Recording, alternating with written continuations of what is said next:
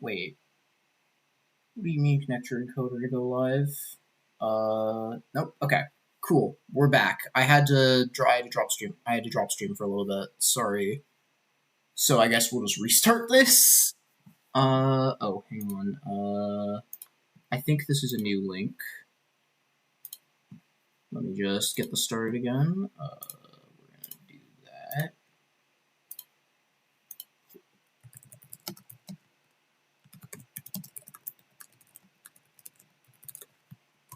Bang.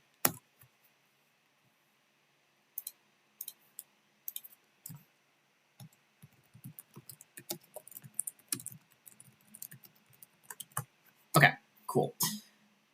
So now I've actually think I've set this thing up correctly. So now I have the tier list open, and then I also have the spreadsheet. The community spreadsheet I think will be good for me looking up stuff. These are really all I need. Actually, I can get my own spreadsheet too. That one, I don't know. I'll get it if I need it. But with that said, I'll explain what. I'll explain my reasoning behind. So basically, my logic for this list is going to be this. I am not going to be trying to take availability into account at all, because taking availability into account just kind of ends up in a situation where you can get the impression that I'm ranking characters better than they are simply just because they're available for longer. So this is going to assume you have access to every character, well, except for the elephant in the room, who you won't have access to at all times, but that's all right. This is assuming you'll have access to every character, and that's kind of the basis for the ranking. Like if you're looking earlier, like for earlier in the game, you just wouldn't have all the characters. But the rankings I think would still stand, except for like the stages of the game where you don't have ultimates and learnable skill masteries, because that's just such a different meta. But at the same time, like there's just so much in that stage of the game, and it's not that hard of a stage of the game either, so it's not that crazy to just not care about it. But with that said, let's start with 0, and 0 is kind of my kind of methodology for the list is basically like, how easy is it to add this character to your team? So what unique traits do they have, and how useful are those traits? Or like how can they effectively be used, sort of thing.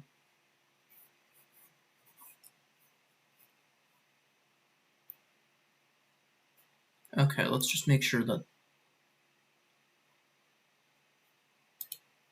Oh, okay, perfect. I was wondering why I wasn't getting chat. Sorry. Sorry, I was wondering why I wasn't getting chat, and it turns out I had the wrong chat open, Lamau. Okay, no, that's just on me then. Cool, awesome. E tier for a spare. Okay, cool. Also, just do you guys see every character on the screen? So, like, do you see my mouse cursor hovering over Zerk here? Okay, great, awesome, sick. Okay, so. Yeah, it just looks different on my stream preview. That's kind of it. So, if you weren't there when I explained my methodology, so okay, I guess I can rename the tiers. So S tier, I'm going to call game changers. Like these are the characters that their job on the team can't really be replaced.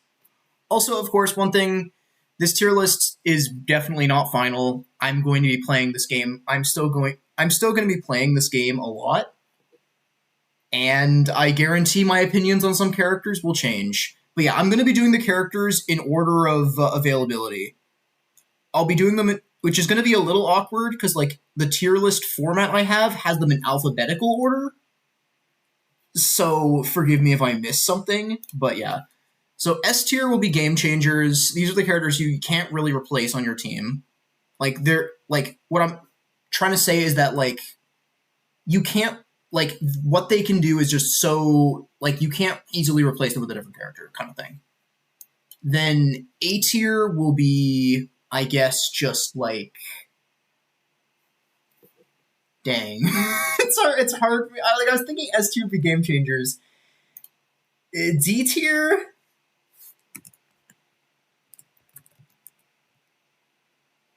What do you even do? A tier, I think, is just like staple. I guess, yeah. 0 is kind of the where this idea of having the list, like, can't go wrong. I think the A tier just can't go wrong. The B tier is like, I guess, more like specialty pick. Just great. Not broken, but great. Yeah. Can't go wrong. Maybe I'll just say just great.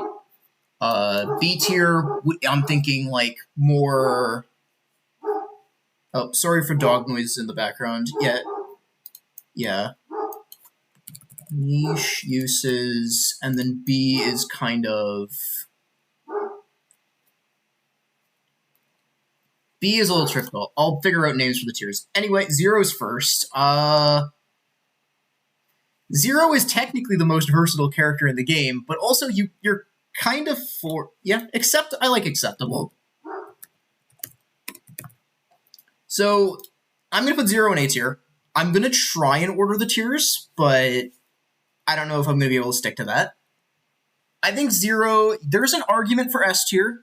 Doters is ridiculous, and Steel Teach is pretty good too. But I think Doters is kind of reliable. Like it's reliant on a limited resource, so you're not going to use it in every fight. I'm thinking high A tier for 0. The other thing is that 0 can be a little bit awkward, simply just because... 0 can be a little bit awkward, simply because... Like you can use 0 as a damage dealer, you can use them as a support. The support, like, you don't have that good of supportive tools. Like, Apothecary and Cleric are both decent supportive options, but also nothing, like, crazy, if that makes sense. And then, like, the damage dealing options, you end up with kind of the issue, if you're trying to use 0 as a damage dealer, is that the damage ultimates 0 has are a little mediocre. Oh, also, I should grab this, actually. So I've made a compilation, like a nice resource for compiling ults. So you can see how much damage, you can actually see how much damage things do on this. So this is just a compilation of, like, in my opinion, a bunch of the relevant skills along with all of the ultimates. So Brand's Blade is nothing really that special, but it's not horrible, you know? Like, this is a usable damage ult, especially for the early and mid, especially for, like, the mid game when you have, like, surpassing power, but you don't, like, have, like, crazy damage. But also, like, you know, you can use this with 0. You can use this with 0. You can use, I guess, this with 0 if you really wanted to. But I think these two moves are 0's bread and butter for damage. These two are both ridiculous. 2-tiered shot and vigorous strike. 2-tiered shot even just comes on 0, which is fantastic. Like, it just comes with them. You just get it. You get it on Hunter. And yeah, you can technically use you can't remove them from the team, which is a little annoying, so you kind of have to make them useful, but at the same time, character good. So next up is Stia, and I'll just, you know, if you want a refresher on what the things actually do, I have no magic damage ult immediately F tier, so true. 0 just, like, 0 as a mage, yeah. 0 as a mage kind of just has the same issues as the other mages, or as some of the other mages, which is that magic moves are either weak or not affected by the best magic passives. So, and because Scholar Zero doesn't actually have a magic damage ult, late game you just don't really want to use them as a mage at all. Like, I can see it during mid game, but not at all for late game. So, like, for physical attacker Zero is good. Support Zero is good for later on when you have other physical options, and then Magic Zero is kind of like an early mid game Andy, if I'm like is my idea. Anyway, Stia. Let's just quick refresher on Stia's moveset. This moveset is not like these skills are just not it. You can still like make Zero Mage useful. Like if you used a bunch of magic nuts on Zero, you can run like Swift Bolt Apothecary and probably get good value out of that. But like without nuts, it's just not that crazy. But if you use nuts, you can still get value out of those nuts, if that makes sense. Like it's not a waste of your nuts. But anyway, this moveset is not good. But also like everything else. Everything other... Yeah, the argument for nuts is that anyone can use them. But this moveset is not good, but then everything else on Stia, like the support skills and the ultimate, are both useful. Like, Unsung Hero...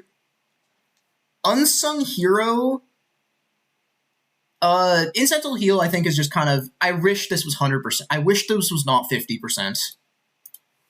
Unsung Hero is good.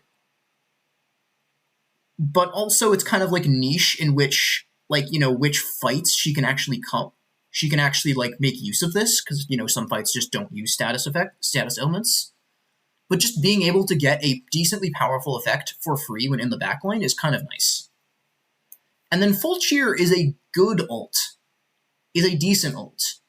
The issue with it, unless I'm wrong here, since regen only happens at the end of the turn, even though this says 2, 4, 6 turns, one turn of it's always going to be wasted. So basically, this ult kinda, you really need it to be level 2 or level 3 to get value out of it. With the level 1, it doesn't really do a whole lot. But I think like a low B tier spot for Stia, I think is legit. She's equipped skills let her have things, like, her mediocre skills can easily just be compensated for with equipped skills. Yeah, BP regen happens at the start of the turn, so I think you put her in F for fantastic. Okay, so I'm basically going to rank characters in availability. So, I mean, sure, we can get to Macy right now, because Macy is you can get her immediately. So, Macy. Yeah. Yeah. Here we go. We got, if in case you want a reminder on Macy's kit, share SP, rest, whatever. I guess you have a multi-hit axe move, but like 18 SP for that is hella rough. 50% chance. 50% chance on paralysis formula is interesting, considering that every other, like, for example, if I'm going to look at Zero Apothecary, Zero's Enshroud is only 30%. Yeah. Paralysis formula, but again, this isn't an unmasterable skill. Like, it gives half a gauge level at level 1, which is unironically good, but, like, then at level 2, it just gives 60% of a gauge level. Like, literally, why? So if you hit the gamble, you get the ult charge, which is great. At level 1, it's good. Like, why does it not just give a full level at level 2 and then a level and a half at level 3? Like, that would have been fine. The other ones all get good scale, or some scaling. But yeah, rough. Just rough. Obviously, you can do things with Macy. Like, you can do things with every character. Like, you know, she's tanky, which is sure. Uh, she's tanky. Boon of Healing. The problem with Boon of Healing is, like, sure, you can extend buffs with it, but this doesn't work on ult buffs. And then also, you have to use an instant healing skill, which you're not always going to want to do. So yeah. Just having an atrocious ultimate and then no other redeeming qualities is just, yeah, unfortunate. Yeah, but, like, let me look at the stats. I do have the so stat summary. Physical attack. These are all the characters who have above average physical attack. And just look, Macy's name is not on here. She's here. She is not here. So, like, sure, you can technically use her with Vigorous Strike, but, like, there are so many other characters that you could just use instead. So, yeah. Anyway, that's Macy. Wait, yeah, does she not have an elemental move? Wait, yeah, what? So you give her above average elemental attack stat and then don't give her a single move that actually does elemental damage. That's wild.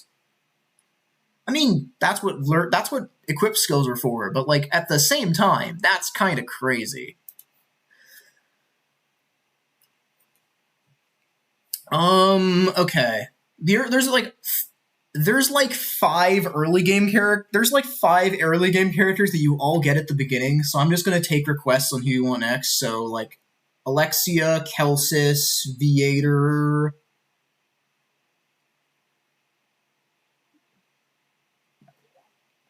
Okay, we'll do Alexia.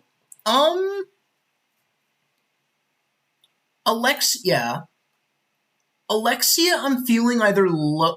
I think low A tier. I think low A. Like, just, like, looking at the numbers here of the things I've compiled. Where is it? Where's Alexia? Ancient Magic. This skill is great. Like, look at that. Like, that's pretty great damage for an ultimate, especially because it hits everything. So, like, this is stronger than Brand's Blade, and it hits everything. The downside of Ancient Magic is that it's typeless, which means you can't get potency on it. So, like, potency weapons don't affect it at all. But at the same time, this is not bad, and also Price of Power affects this. So, with Price of Power, this thing's going to hit pretty damn hard. So, you have a good ultimate, and then, obviously, the rest of her moveset is, usable. I'd agree. I would agree. She is outclassed by Cyrus. Prey is useful for early on, but incidental analysis and conserve magic aren't bad either. One thing about Alexia I think I haven't heard people talk about is that, like, when you look at the stats here, like, she does have really good elemental attack. That's great. She doesn't have the plus 50 passive, but that's fine. But the thing is that she's actually a pretty good healer. Having plus 50 and...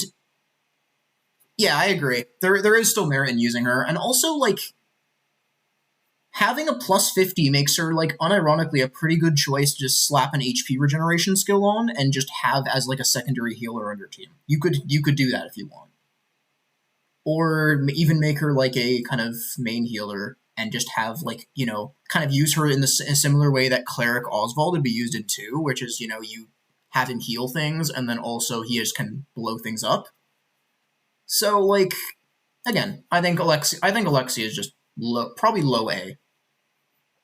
Yeah, she's the 3rd best Price of Power user, and you get exactly 3 copies of Price of Power. So, great choice. So, yeah, like, it just works. Okay, so after Alexia, okay, let's talk about Kelsis. Okay, I'll pull up the kit. Where is Kelsis? Mr. Kelsis, where are you? You're here.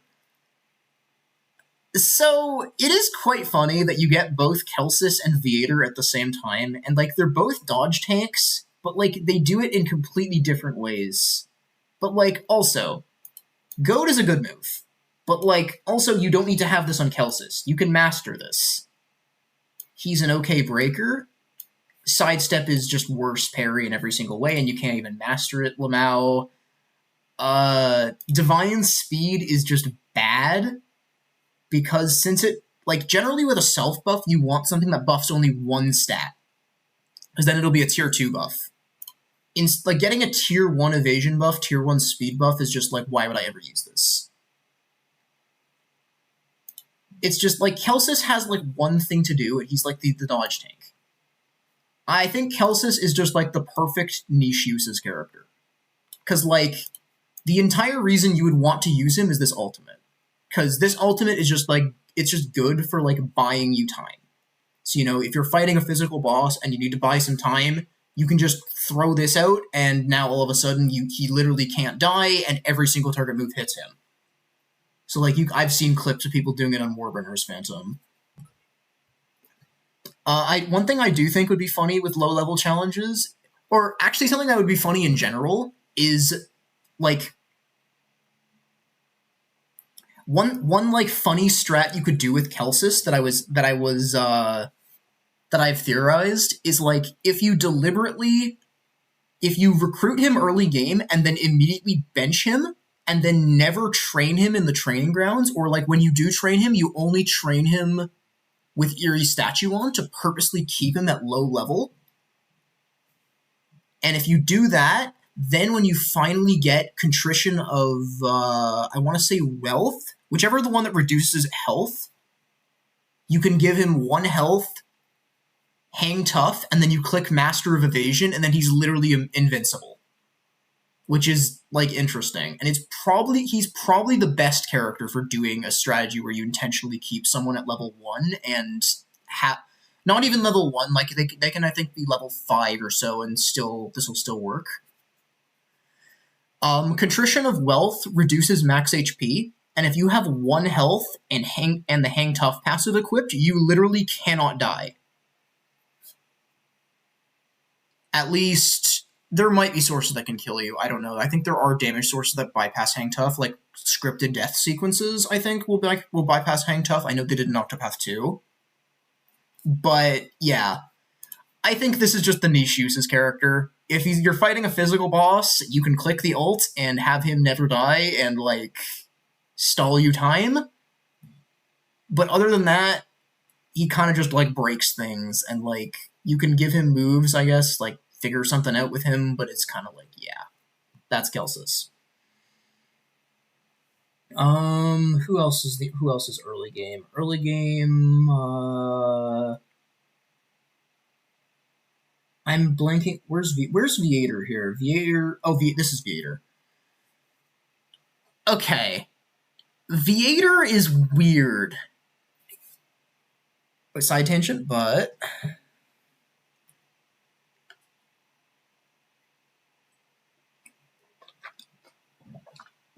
I can't just say that and just leave me hanging.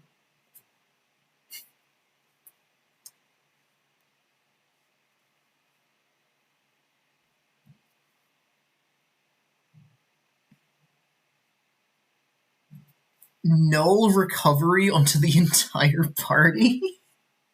Is that like... But you still get healed from regen. I don't know if you're talking about Viator or Kelsis. Anyway, so the thing about Viator is that he actually has a glitch that helps him immensely. I would say glitch/exploit.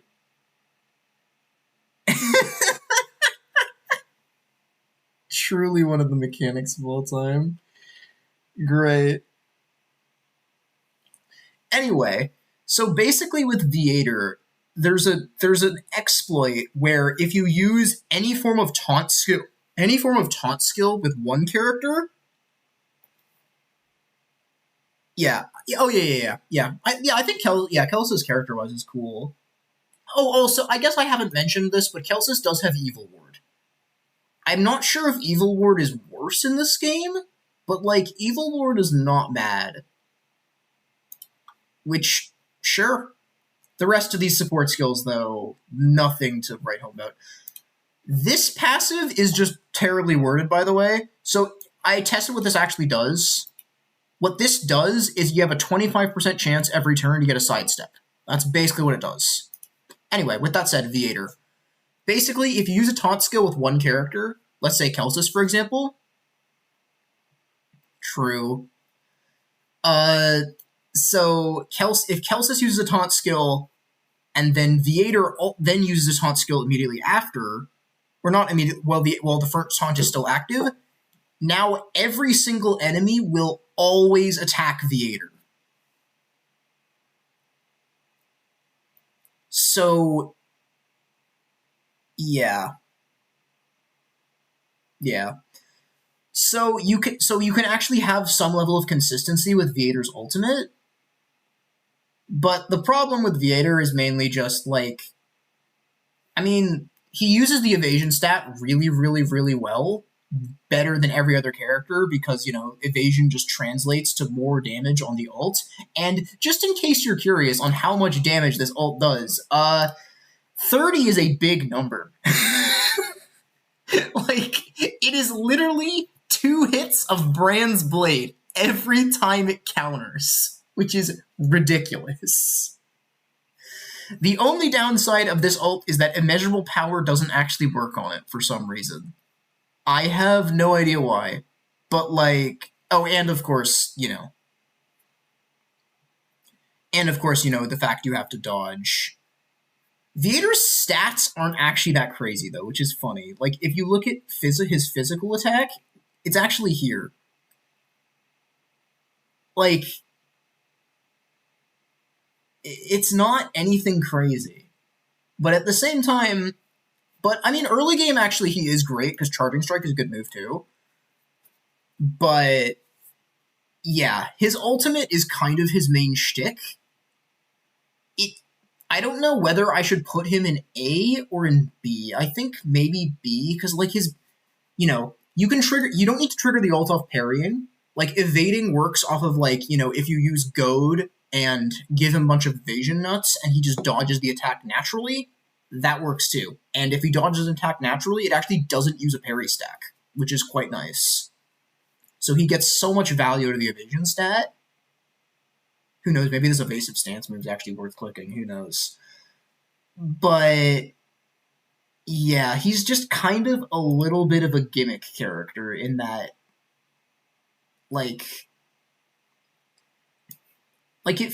I'm thinking either high B or low A.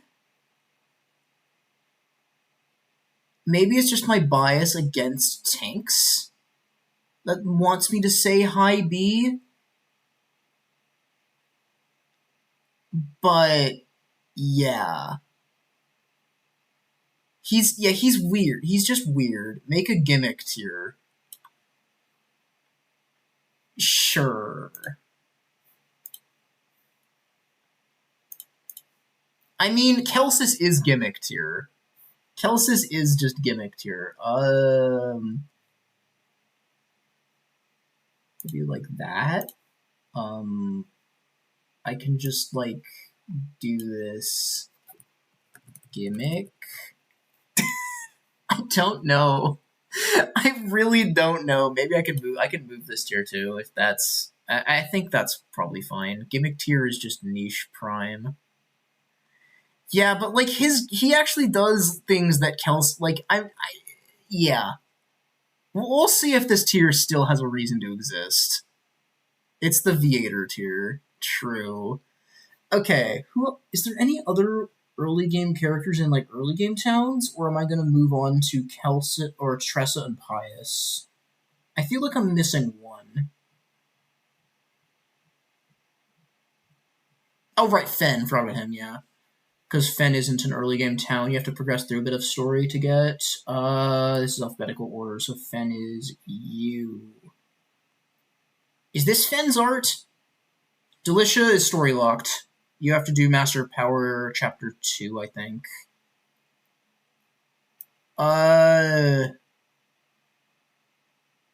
No. Absolutely not. Fen is A tier. Fen is an A tier character. Yeah, the difference between Viator and Kelsis is that Kelsis has a mediocre thing that sometimes works well, and Viator has a really powerful thing that you need to go out of your way to make work. Yes, that's basically how I feel about it. Fen Ultimate is a goddamn war crime. Like, it is the best survivability ult in the game.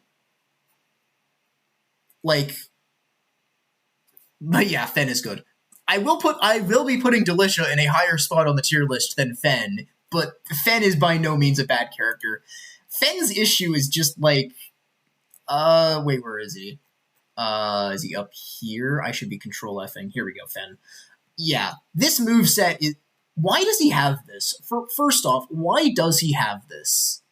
Like, why does he have a wind move? And why is he not even the only hunter with a wind move? They gave Zero Hunter Trade Tempest for some reason. But, like, Avenging Triple Shot, technically speaking, is the strongest non-ultimate move in the game, but it's also, in practice, just never going to be that strong.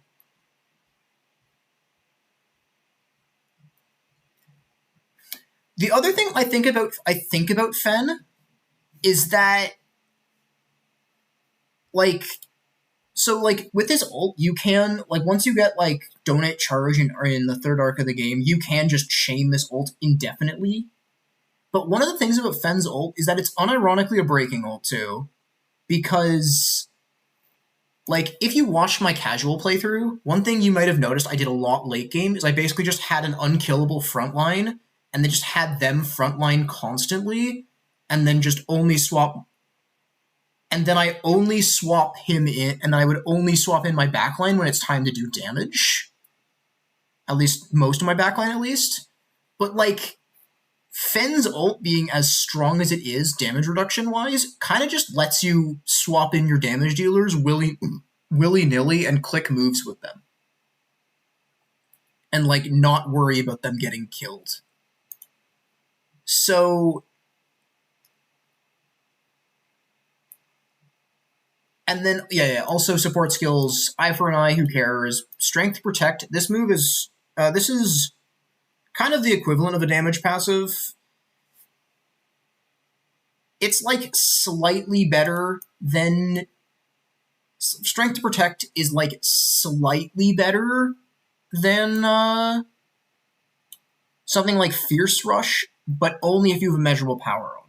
If you don't have a measurable power on, this is worse Fierce Rush. If you do have a measurable power on, if you have this maxed out, it will be better than Fierce Rush. And you do keep the buffs. And you do keep the buffs from this when you switch to backline, which is quite useful. You just have to make sure Fen doesn't die, and something tells me that that's not a problem. And by the way, in case you're curious on the damage reduction for Fen's ult, level 1 is 60%, level 2 is 70%, and level 3 is 80%. And they're all multiplicative.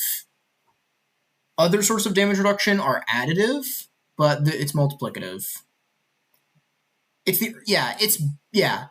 is also just the only, like, it is multiplicative. The other sources are additive, but again, if you have level 3, you think level 3 isn't that much of an improvement over level 1, but then you think about it this way. At level 1, you're still taking 40% of the damage of the original attack. At level 3, you are now taking 20% of the original damage of the attack. And it lasts for 4 turns.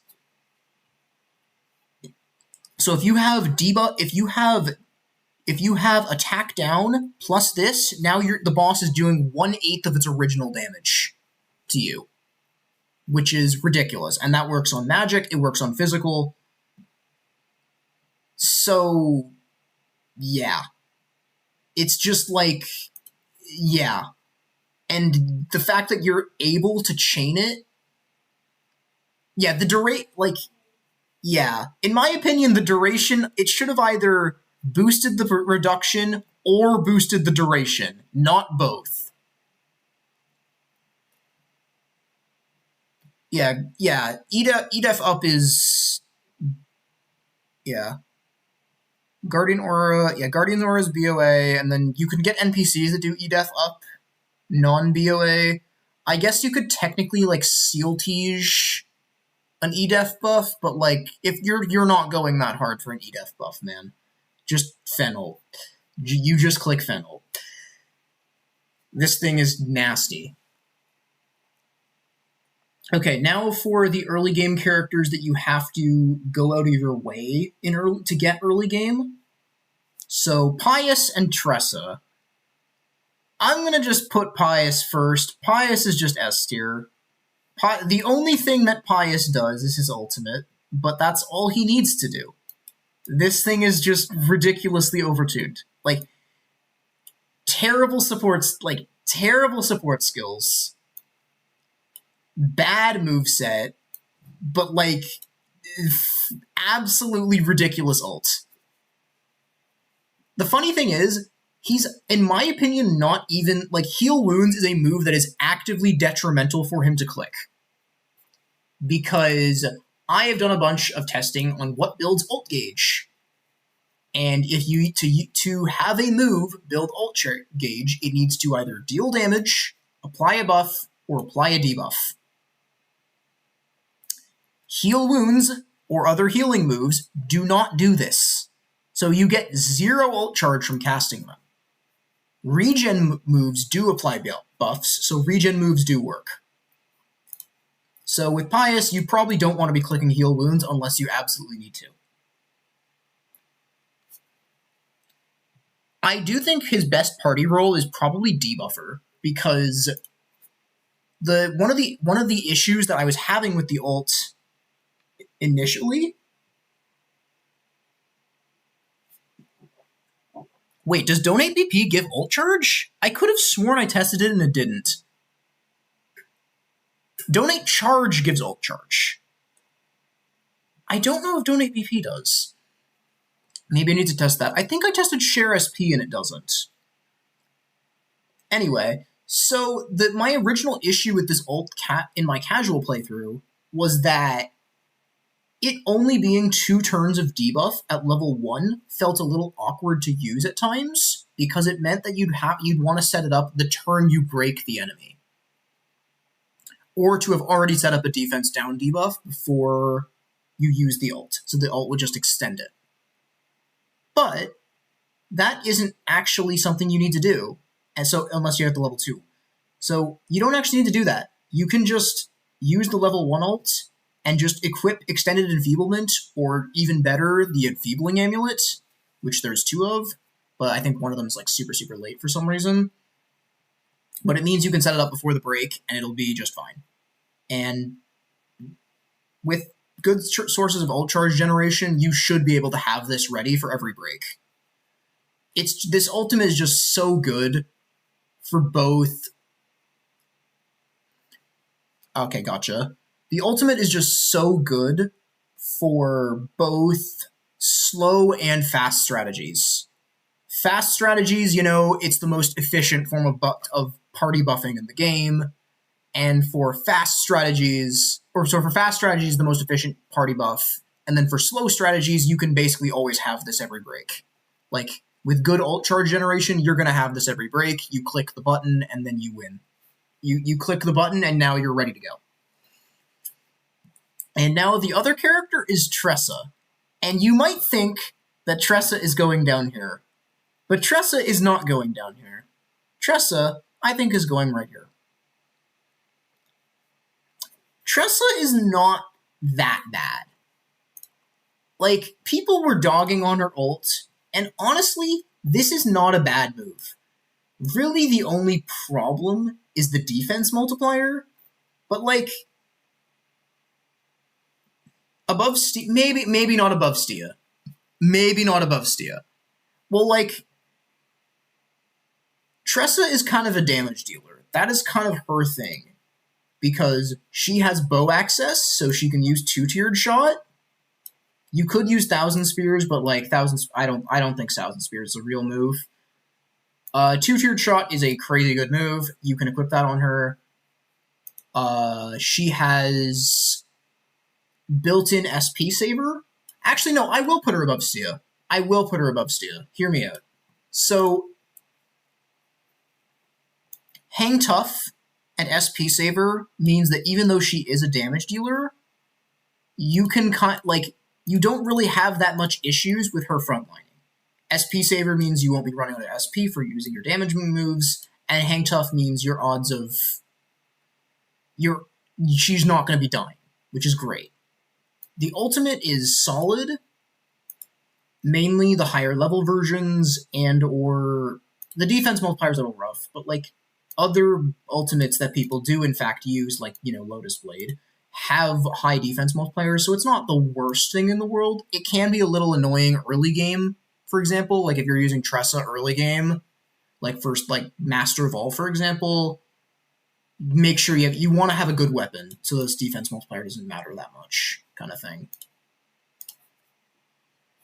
But like Tressa is not a bad character. Her moveset is atrocious, though. Like, what is this? Like, you take away her one good tool from Octopath 1. I mean, Sidestep was kind of a gimmick move in 1. If you weren't doing, like, a solo run or using Rune Lord, this move was not that great. Maybe I might be underrating it a little bit here, but, like, I'm not a big Sidestep enjoyer. Just tank the hits normally. Collect is not that great in this game. Trade Winds, Trade Tempest is whatever. You can't even double stack Wind Potency, but yeah, no hired help is rough. So her moveset sucks, but she has a decent ult. Bow access is never a bad thing to have on a character, and good support skills, I think, is enough to put her in the B tier. Collect, I think it's really only useful if you hit like a Cater Octopuff and you have Snatch, and then you get good money out of it, but otherwise there's just other ways to get money. It's not that crazy. Okay, so I think that's it for the characters that you can get before fighting a boss. 1, 2, 3, 4, 5, 6, 7, 8, 9. Yep, that would be correct. Yeah. There's no Garnet with a 30k collect in the early game. So next, I guess we got to go with the characters you get from story. I don't know exactly the ordering on these, so it would be Delicia, Saoirse. It might actually just be those two. So Delicia and Saoirse first. Stia does do something that can't really be replaced, but it's not that crazy of a thing, to be honest. I don't know. I feel like Tress is more universally useful, and then Stia, in the cases where Unsung Hero gets big value, then sure.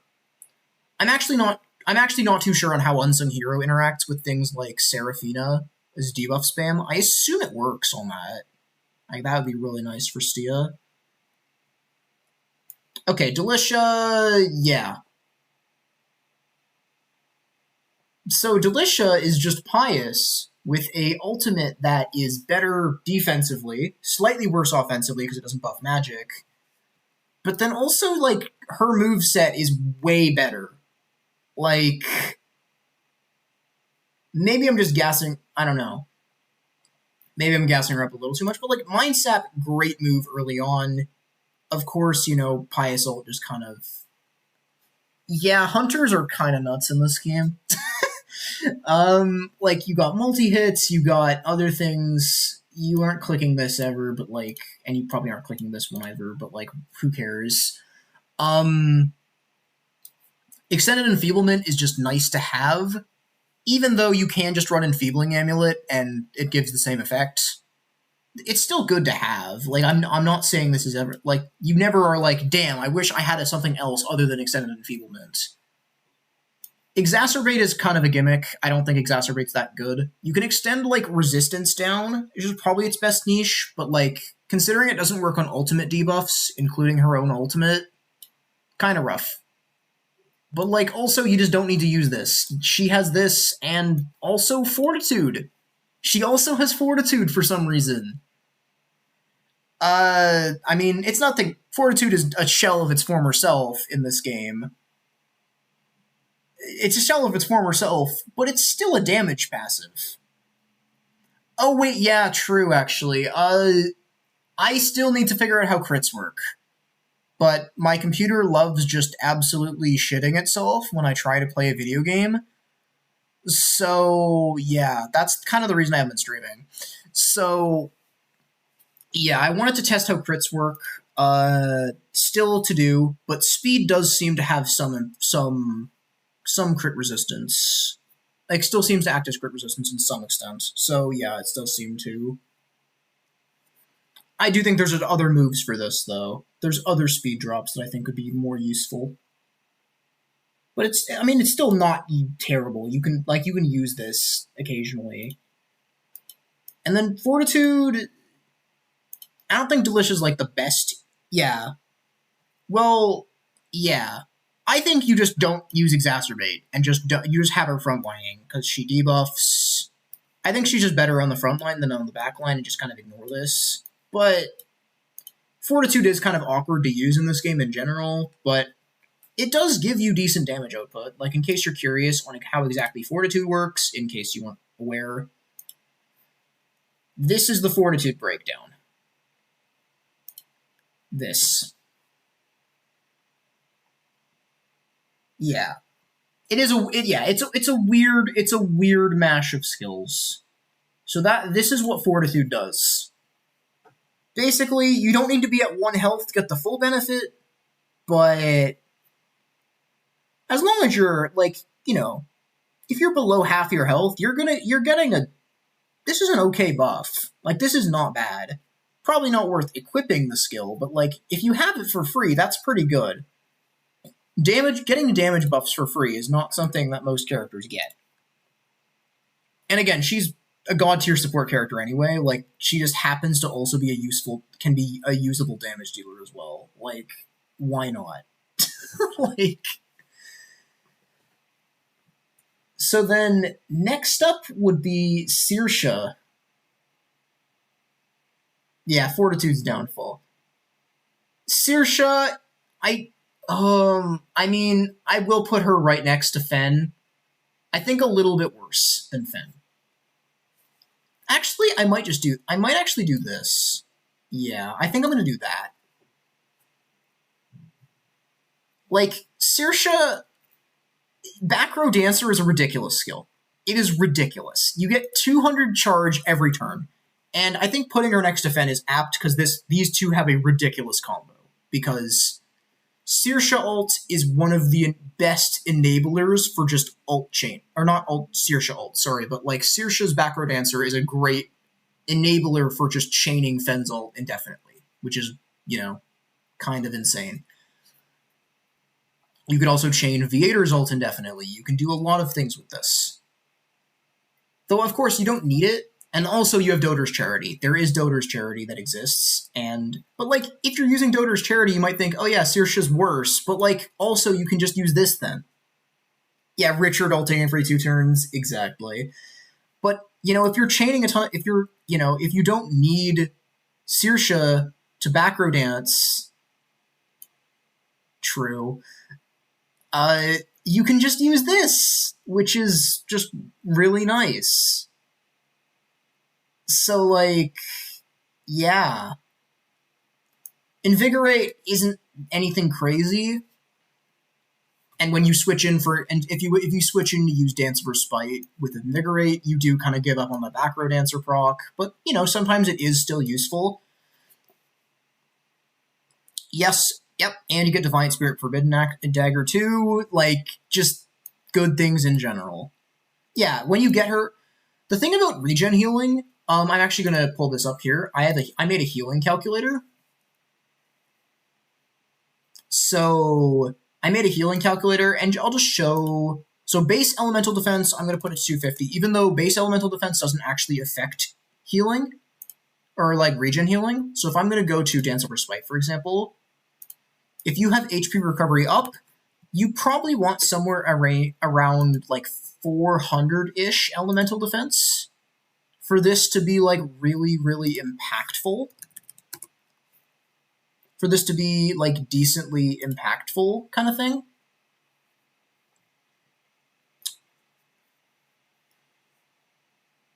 250 obviously doesn't make sense for early game, but like, you know, once you get like 400, 500-ish elemental defense, healing, like HP regen starts becoming like really, really effective. And the more you get, like once you get like 800, now all of a sudden you're getting 60% of your health every turn. Like, this is insane.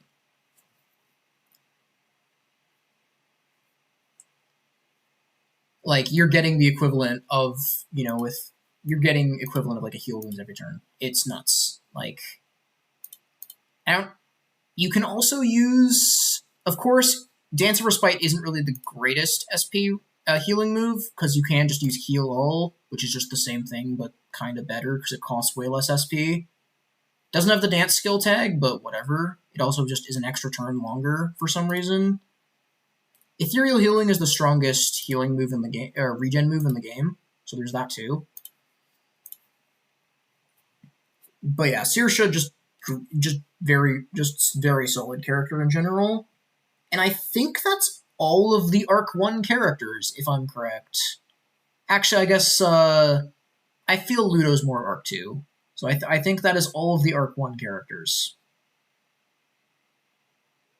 So let's move on to Arc 2. I don't think, technically speaking... Oh, Ludo is locked behind Arc 2. Okay. I didn't remember. Don't you get him before Arc 2? Like, just right before it? Like, you can get him? I think you can get him before it. No, you can get him... No, you can get Ludo before it. It's Lorana that's locked behind it. But I think you're gonna... He's in a level 2... He's in an area, like an area you'd only go in Arc 2, and also is an Arc 2 level range, so I think... I mean, it makes sense to just rank him as the first Arc 2 character anyways. Ludo, I think just right behind Stia. Like, yeah, I think I can say Ludo is a worse Tressa in some extent, but I don't know. Now that I'm saying that, I'm actually not sure. Because when you look at the attack, Ludo has more attack than Tressa does.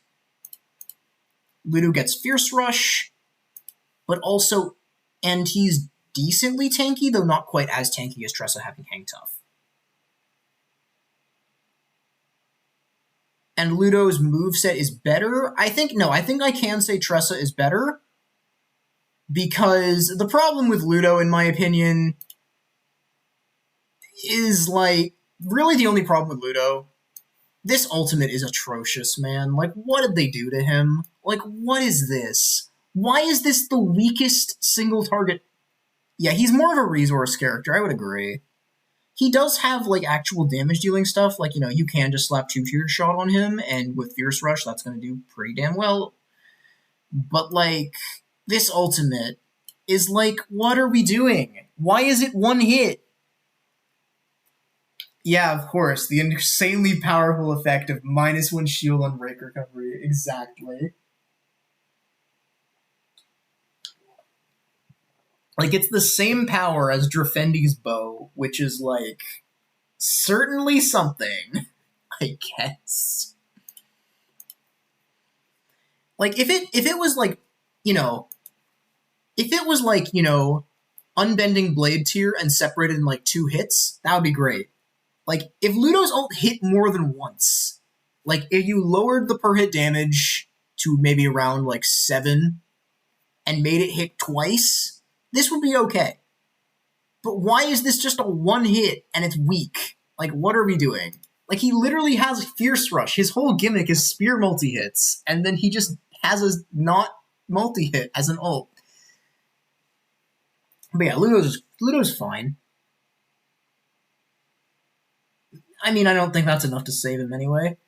I think the next character in Arc 2 is Therion. And I think Therion...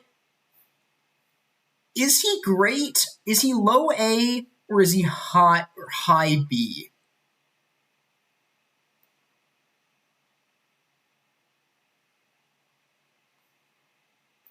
Like,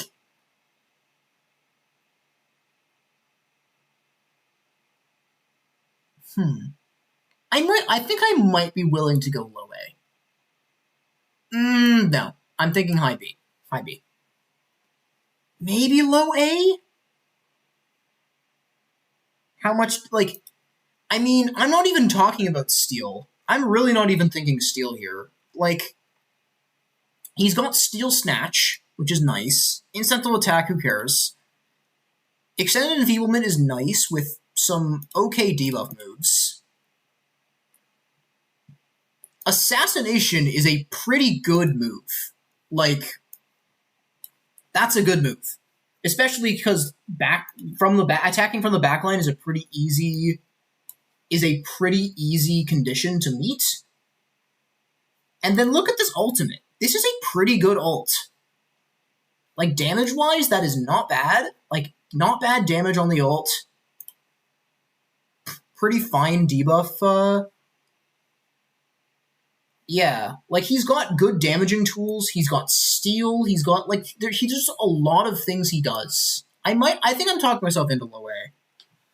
Like, he just, like, he's kind of an all-rounder. Like, he does damage, he can steal, he can debuff.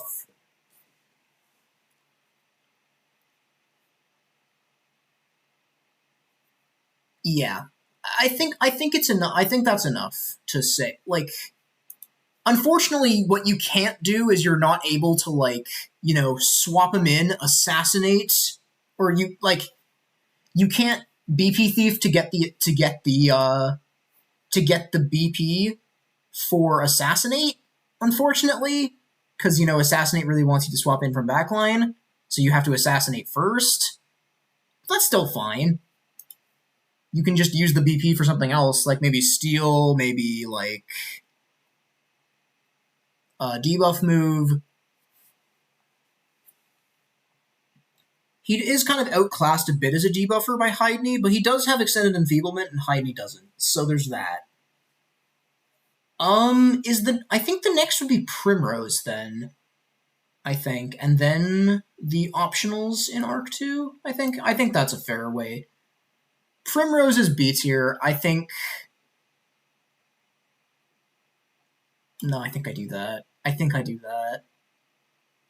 that. Like, oh man. Like, Primrose is really, like, okay, going back to these damage thing. Twilight Waltz, not bad. Especially, like, but like, yeah, like, Song of Lunar Shadow is a good move. Like, that is a good move on paper, and her ultimate is also a good move on paper. Oh yeah, right here. But, like, I mean, it's not even gutted. It's just the Octopath 2 version of Price of Power. Primrose just suffers from being an elemental attacker that can't use Price of Power. And I think that for endgame, the thing is, for endgame, that's a massive loss. But for midgame, that's not a massive loss because you don't even have Price of Power. So, like, I think she's good in midgame, but it's hard to really say how that really impacts her ranking. Like, she's a good damage dealer in the midgame. I mean, once you get Surpassing Power, it's still decent. Like, it can benefit from potency, unlike something like an Alexiel, and it does give SP regeneration to the team, which is not horrible. But they swapped the BP regen with the useless SP regen. Yeah, SP is kind of interesting in this game because there's a surprising amount of ways to refresh it. There's a surprising amount of ways to refresh SP, but most of them suck. It's really just Mystic Shot and then, like, Doters that are actually good at SP recovery. Everything else is just kind of like, why? Why would you use this? Primrose ult, I guess, is like bordering on okay, to be honest. But not any. It's still not anything crazy.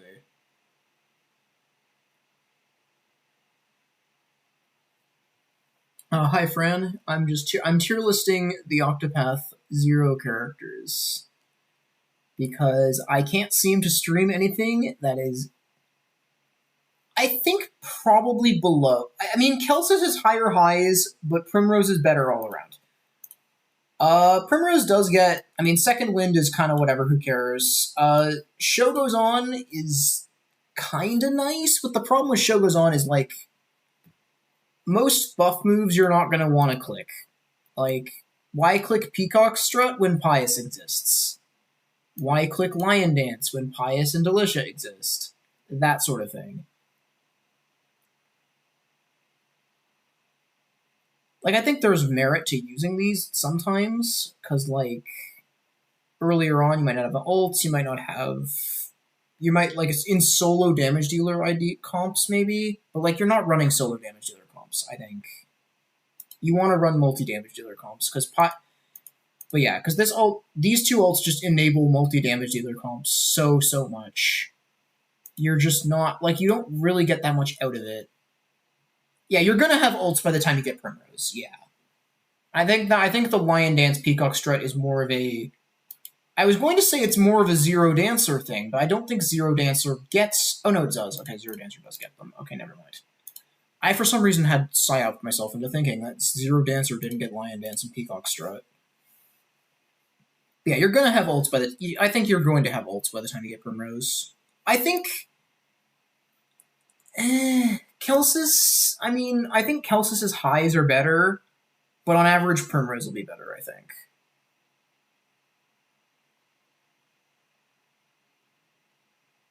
Ludo's chapter is locked behind the same chapter as Therium. I mean, you might not have the JP, but yeah, I would agree.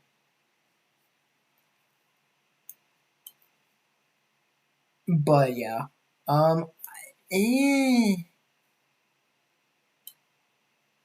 Like, Primrose's main thing is, like, she's a good mid-game damage dealer. That's kind of her thing.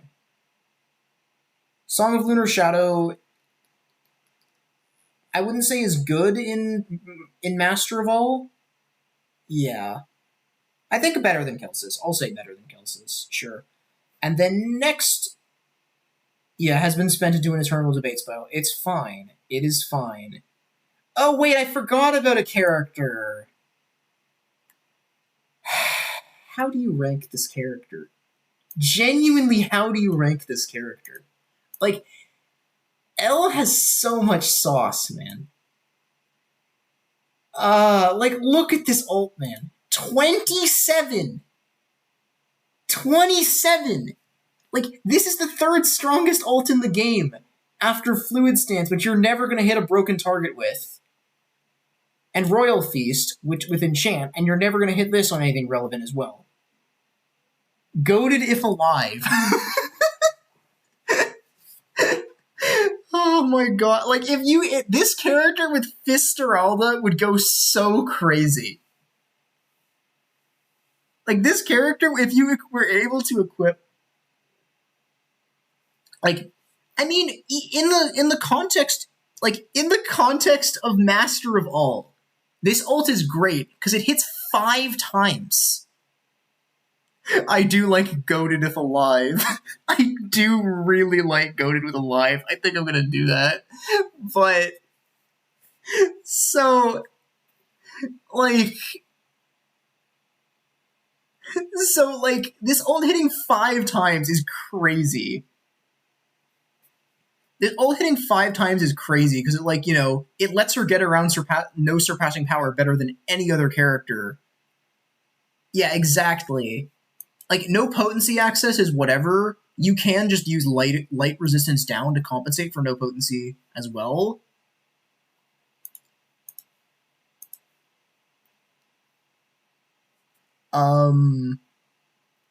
Like, the only issue is that she is sword locked, and like, you are just kind of like, well, if you want a magic attack sword, you're gonna you're gonna have to gamble for Enchanted Edge, and that's kind of all you get. Is there a source of this?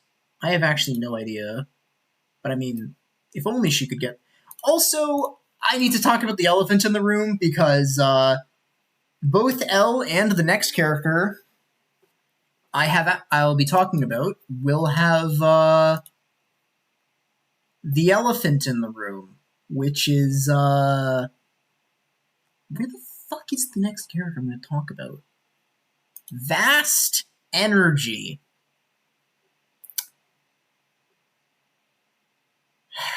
Vast Energy. The effect of this thing is whatever. The effect is whatever.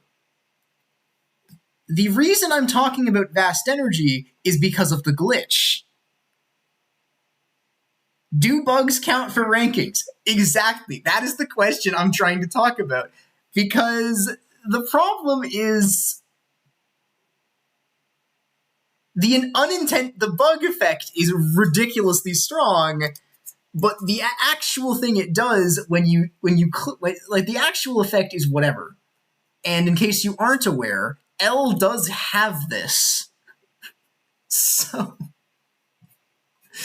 anyway, I think I will be putting a oh, I didn't mean to do that. I did not mean to do that. I did not mean to do that. Let's do that. We go bang. We go add a tier, add a row above. What color do we make the L tier? Maybe this blue.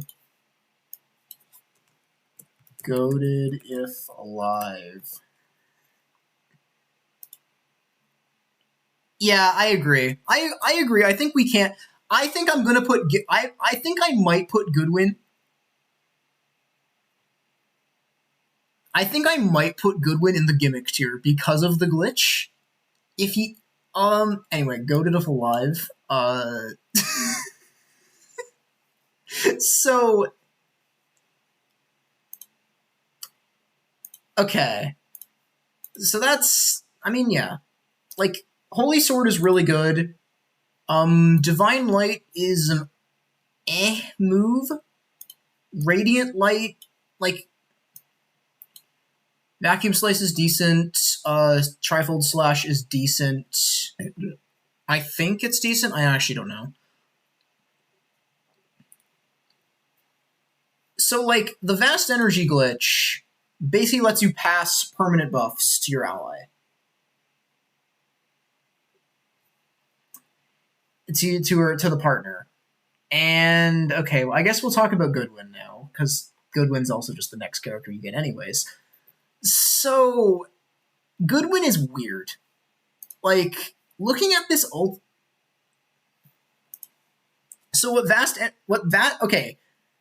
Yeah. So the glitch basically is, I need to explain the glitch, actually. So basically the glitch, you swap the character in from backline, who has Vast Energy, and take any action with them. Yeah, Elle can equip both BT Sword and Fisterelda, both of which are insane things that you can actually transfer. I would agree. She's a way better user of the glitch. She is a way better user of the glitch. Goodwin can use Defiant Spirit and Forbidden Dagger, but that's just worse Fisterelda in every way. So, yeah. And then also BT Sword. So, Elle uses the glitch better. That too. So, basically the way the glitch works, you switch in from backline. The Elle lives timeline, exactly. You switch in from backline, take an action, and then any permanent buffs that you have just get copied to your partner. And there are a lot of skills that give permanent buffs. Surpassing Power is a permanent buff.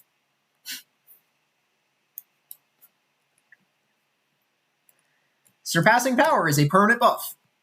Oh, hey, it's right here. Saving Grace is a permanent buff. These two are, in my opinion, if you're doing the Goodwin glitch, if you're doing the Vast Energy glitch, these two are the best pairing to swap to put on. Especially because both of the characters that can do Vast Energy are usable as damage dealers. I think this is probably the best pairing. You could swap Saving Grace with a different passive. So you could swap with something like, I don't know, could be like Augmented Break, for example, or Rechant. But this combo is probably the best, because then it also ends up with, you make the character both have access to an extra passive slot, and then they're also tankier because they have Saving Grace. So you can have them frontline all you want too. So, the L Lives mod will go triple platinum. So true. Anyway, so let's talk about Goodwin. So Goodwin also has the glitch. So, I thought you said you were uninterested in the glitch, but now you're unversed in the glitch. But yeah, the glitch is quite good. That re-adds L into your party after MV6. So, Goodwin's ult... Okay, actually, before I get into Goodwin, I need to take a quick break. So, give me a sec.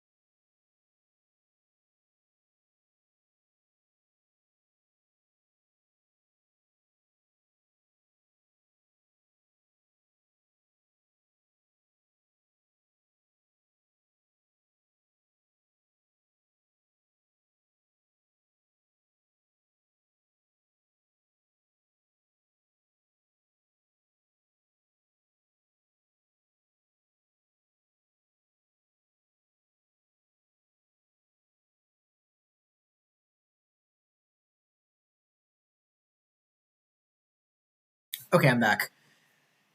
Anyway, so Goodwin's ultimate. So Goodwin is weird because, like,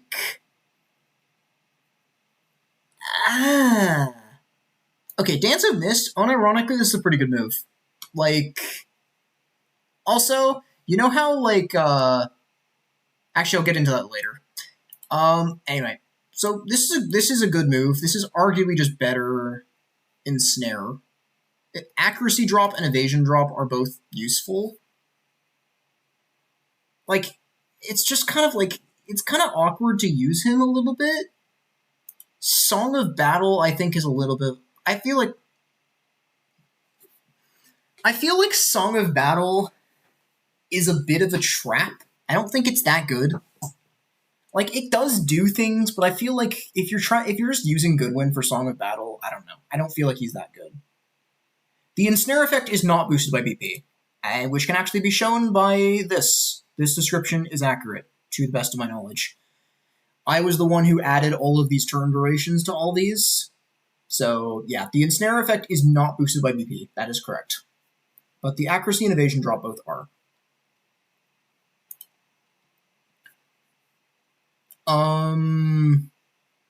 But yeah, Song of Levin is... I mean, Hang Tough is useful. Fast Energy has the glitch, which is really the main thing it does. You aren't using this for its main effect. But Hang Tough... Or not Hang Tough. Sorry, Song of Levin. This is kind of similar to Primrose's ult. Like, so it does... It basically, if you compare to Primrose... So, Dance of Sloughs is low-key a really stupid skill. What do you mean by low... Like, what do you mean... Yeah, did you want Windy Refrain? I know. But it's, like, not even that crazy, which is the funniest part. it's not even that crazy because Windy Refrain is just less good in this game because the meta is usually like breaking things is generally slower. Of course, there is just the part of the there is just instead of breaking shit, you just kill them without breaking. And if you're doing that, Dance of Slows is great. But yeah, you can't really like just break everything in a few. Like you can't just break chain stuff. So leg hold trap and similar effects aren't as good. So Song of Levin, when you think about this move, if you're trying to use this during a break, you're going to hit you're going to get the initial damage, and then you're going to get 2 instances of end of turn damage when the enemy's broken. So basically, you can think of this ultimate as dealing double the damage. So it does 6, so it does 12. It has a base multiplier of 12. Yeah. General speed control is kind of Yeah, I would agree. Agree somewhat. But, so this thing is better Twilight Bolts, if you think about it that way. Yeah.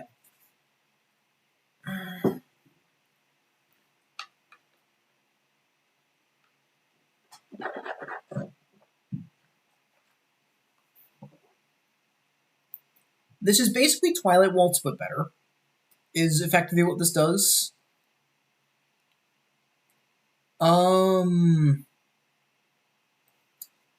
Goodwin still has a similar problem to Primrose in that, like, Primrose doesn't have potency access. I mean, Primrose does have, where is it? She has the Ebon Songstress, which boosts Dark Potency. But you kind of have to choose between getting a Dark Potency and getting something with actually good stats.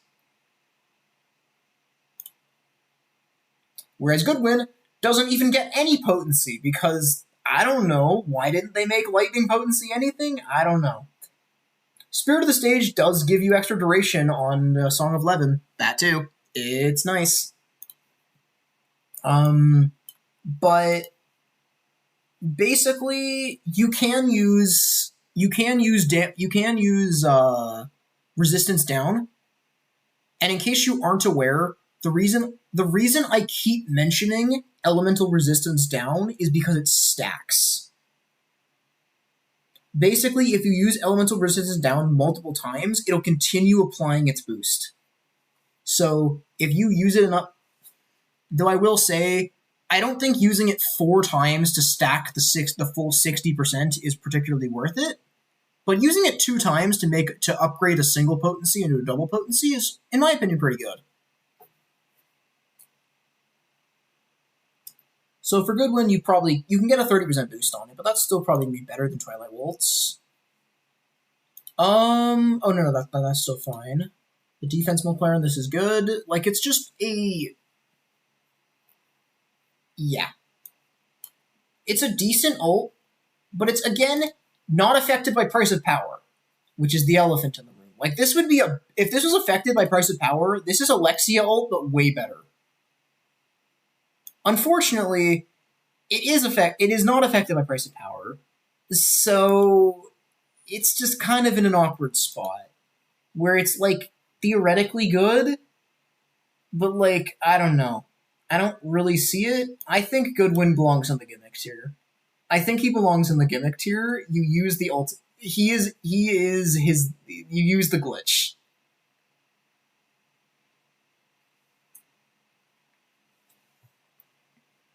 I mean, if you're doing breaks, like I'm saying,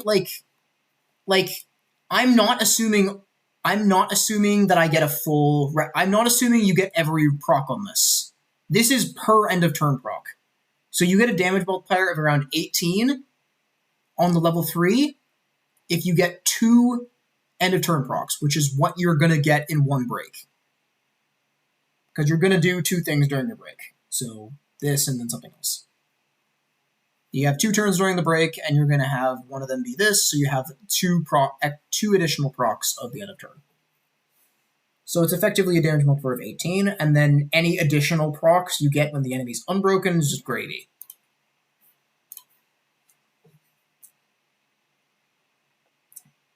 Welcome to the stream. I've gotten through most of the characters from the second arc, so now it's just the other optionals. I'm not taking availability into account. Availability, I think, is a little silly, taking that into account. Okay. Let's talk about Isla. Isla probably is just, I think, great. I think, yeah. Because Arcane Comet is the one good elemental move that actually gets affected by price of power. Like, that's pretty nice. Like, plus, it also gets affected by sheer focus, and you can get both. So you can just sheer focus, and you just do. This becomes an effective damage multiplier of 24, which is pretty good. Just ignore the fact that 2-tiered shot also becomes 24. Surpassing power deluxe skill would save him. So true. So I guess, yeah, let's talk about the ultimate elephant in the room. Yeah, this thing is... Well, I imagine this thing is, like, kind of a reference to Temenos' skill. Like, you'd think it would play more like Temenos' skill, but to me, this skill almost reminds me of Aber's, where it's like a really strong single-hit skill. Only the thing about Aber's is a lot more spammable than this is. But, like, 37 is a big number. Aber's actually could get to, like peak Aber's was, like... Actually, no, Aber's, I think, got to, like, 20-something. This reminds me a bit of Aber's kind of thing, where it's just big... Like, so you can get mileage out of this when it's when the enemy isn't broken. But that does still require refilling SP, which probably means throwing a jam on him, which isn't terrible. Just throw a jam on him. Probably like a refreshing jam. You usually have a bunch of those playing an Octopath game. Or revitalizing jam, which I think I have a decent amount if I check my casual save. Or like the big jam, which also gives you the ult back so you can click the move again. But like I feel like that's a little overkill. If you're spamming those jams, I feel like there's other things to be doing than using Isla, but Isla also uses regular magic the best. He can't double potency, but he gets a lot out of elemental resistance stacking being a thing. So I think him just being here, I think, is fair.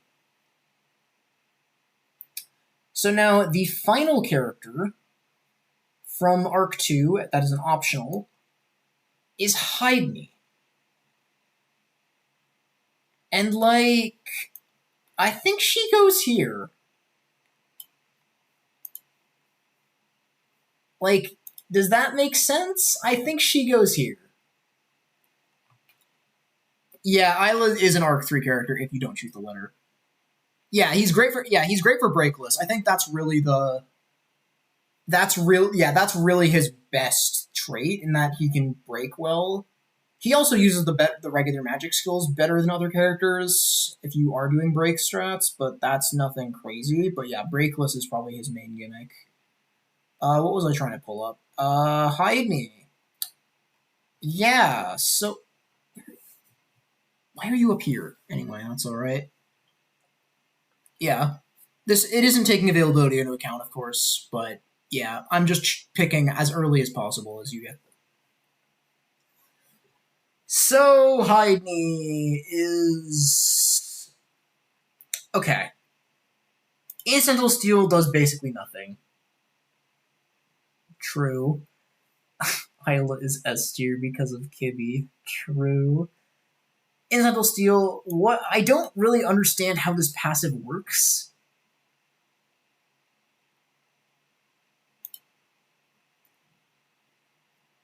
I don't really understand how this passive works. Patience is kind of her main thing. She has patience, inhibit offense, lower defense, patience.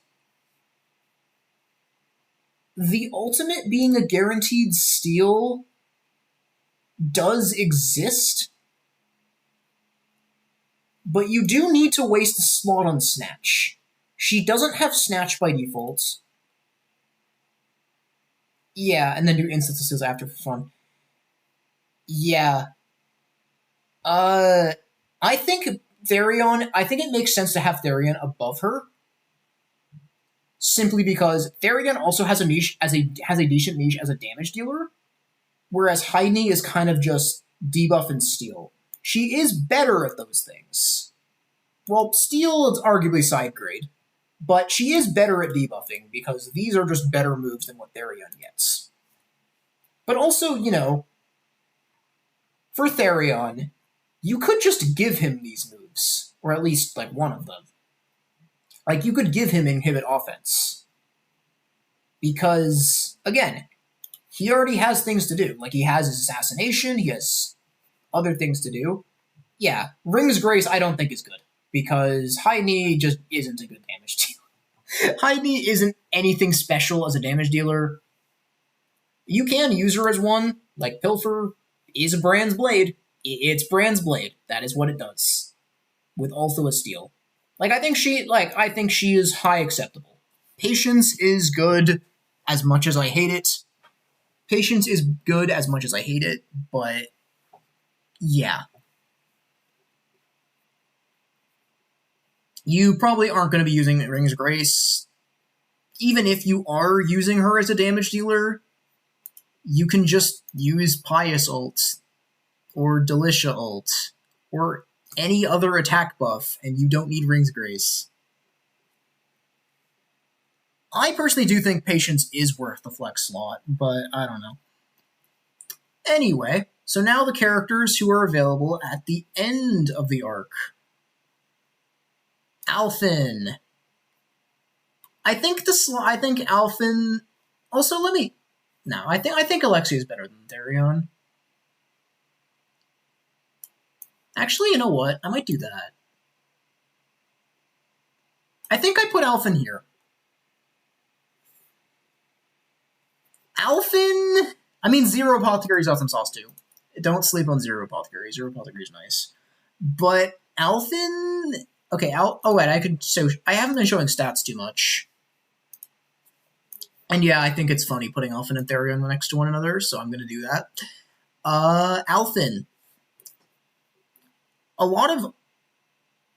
Yeah. So... I mean, Zero Apothecary genuinely has a pretty good moveset. But yeah, Pomegranate Panacea is pretty nice. Vigorous Strike is great. Rehabilitate is great. He has plus 500 HP, which is nice. These passives are whatever. Both of them, I think, aren't great. But he doesn't need good passives. He has everything else he needs. This is just a good moveset. My goat still has it, you know?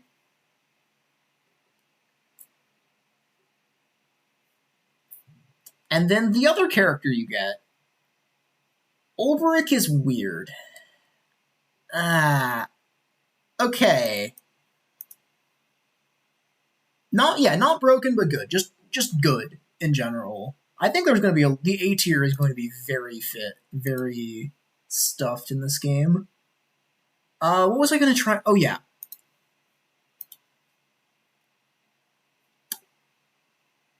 If you're brave, you consider Ulbrich a resource character. But no, I think Ulbrich has merits as an actual character, more than just a resource too. It's just kind of awkward.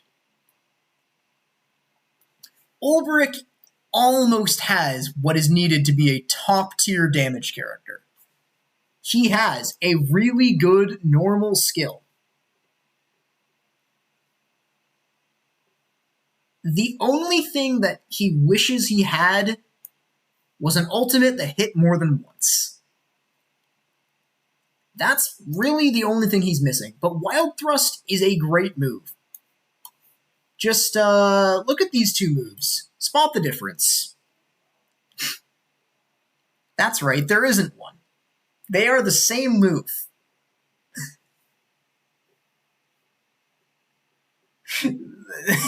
which is quite funny to me. Why are these the same move? This one obviously sounds like a strong move. This just sounds like a generic move that's like good used for breaking things. But no, this thing is just as strong.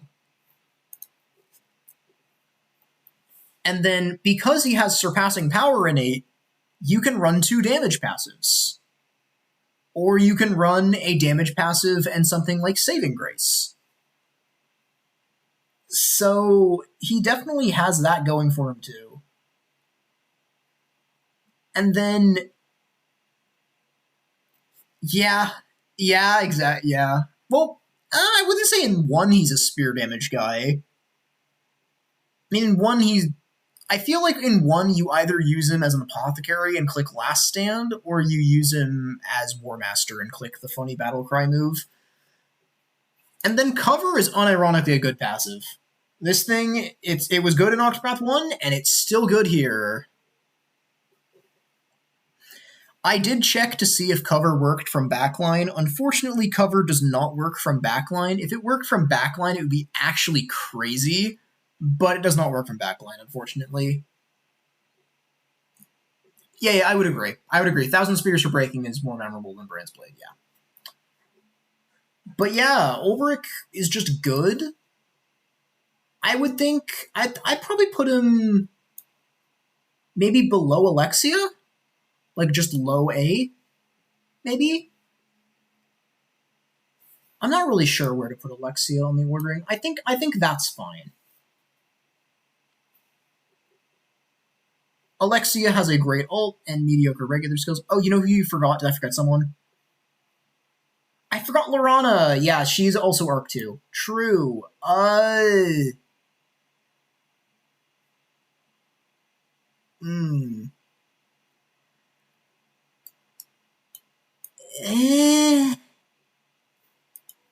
Okay. Okay. So Lorana.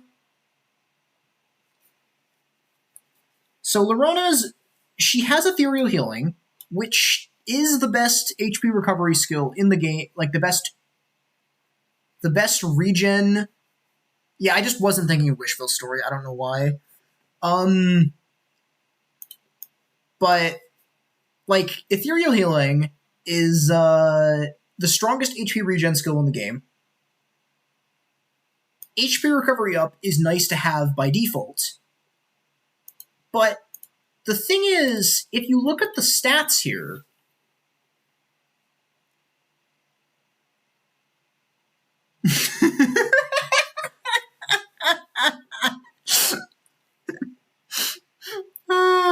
Unbending Blade, true Unbending Blade, and Supreme Unbending Blade is really funny. But, like, the thing is, well, Lorana, in theory, should probably have better healing capability. She doesn't have plus 50, which the plus 50, if you're using instant healing, isn't that huge, because, you know how, so in this game there's a base stat multiplier, which applies to instant healing, but not to regen. So for regen, having a plus 50, so someone like Macy, Alexia, or Pius is probably going to be better at using plus 50. Yeah, I was going to get to the ult. And yeah, the main problem with her, the ult.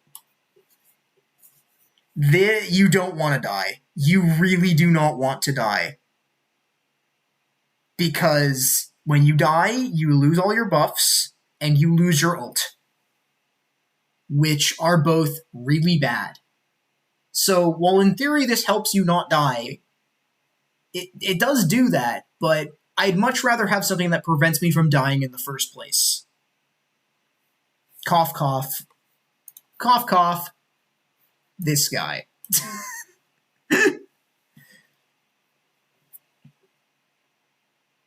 Honestly, thinking about it, there might actually just be there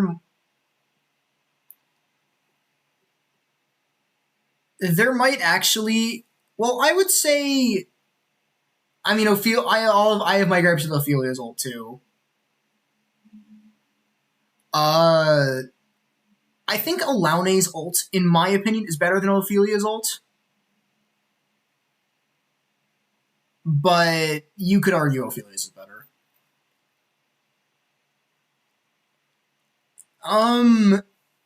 So I'm thinking about it right now. Should I put Fen in S tier? Like, being top of A, I think, is fine. Yeah, I could say that. I could see that too. Yeah, yeah. I would. Yeah. Do I put Fen in S tier? I think I do. I think I do. I think I'm gonna have four. I was originally thinking just having 3 characters in S tier, but I think I'm gonna end up with 4. And yeah, he is Ultimate Man. But then again, so is this guy. So, yeah. Okay. Now we get into the third arc of the game. Yeah, Richard is my 4th S tier. Richard is my 4th S tier. That is that. Okay, this is actually when I would rank Xanthos too, because I realized, oh yeah, this is technically an Arc 2 character, but you get him for like 2 seconds in Arc 2. You mainly get him in Arc 3. So, let's go the Arc 3 characters. I don't exactly know the order you get these. Haunted, I think it's Haunted and Corinda first. So, we'll rank, I think it's Haunted, Corinda, Zerk first. So let's do those 3. Let's do Haunted first, because I did Wealth first. I think it's Wealth, Power, Fame. I think Haunted just goes here. Dare I point out that Richard has synergy with Macy too? I can see that, but you also ult spam. Oh, you... No, he is not Bestower of Power 2. He is not Chapter 2. There's no shot he's Chapter 2. Or no, maybe he is. Maybe he is. Fuck. Is Zerka Chapter 2? Same availability. I mean, Fame is technically higher. Oh my god, it is BOP2. Fuck. Oh my god. Okay, yeah, so Haunted... Yeah, no, Haunted is... Haunted's fucked up. Like, what is... Okay. Okay. Second serving doesn't matter.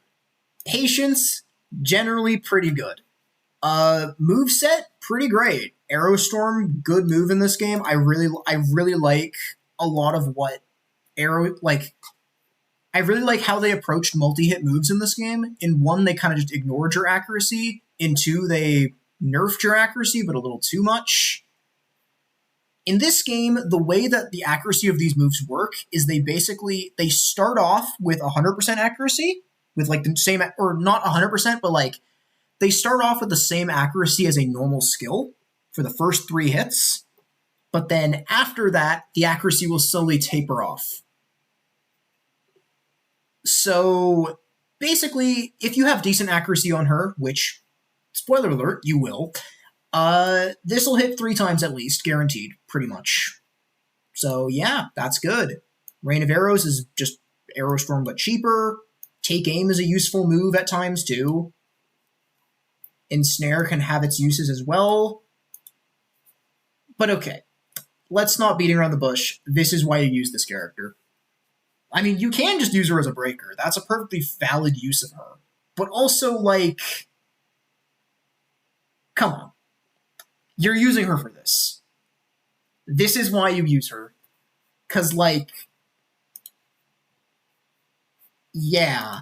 This skill is Shinju Monjigiri on crack. Like, good defense, decent defense multiplier, great damage, and it's AoE to boot. Like, what more do you want? Yeah. In practice, without nuts, it is the strongest ult. Yeah. Like, the ults that are stronger than it, Bargello's is affected more by defense. Tatlocks is affected more by defense, and also you can't actually enchant anything that's relevant. I'll get to that later. The funny thing is, the actual summon the actual summon Linda move isn't really that good, but the ult is. The ult does insane damage for some reason. Like, this thing is just crazy. Oh, right, I guess I forgot to talk about, like, what my policy is regarding nuts. Nuts do just kind of benefit everyone. Like, sure, technically speaking, you know, this is just going to hit damage cap 3 times, but, like, is hitting damage cap 3 times on an unbroken target really that bad?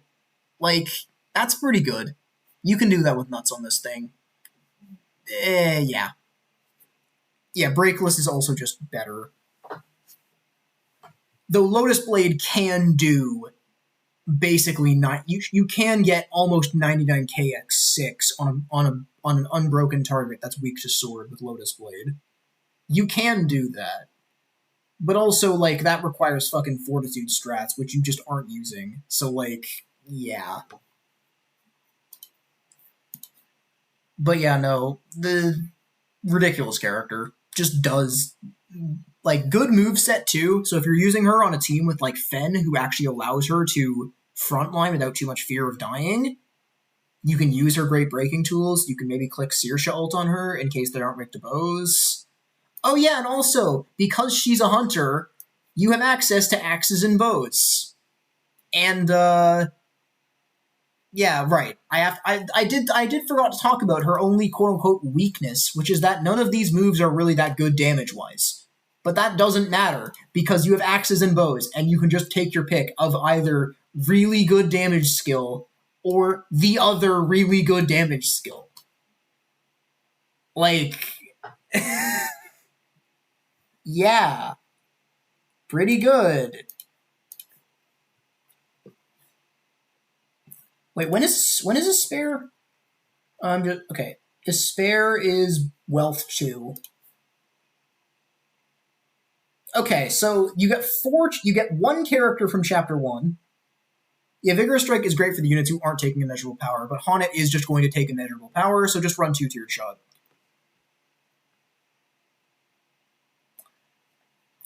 Also, one thing I will mention about Haunted.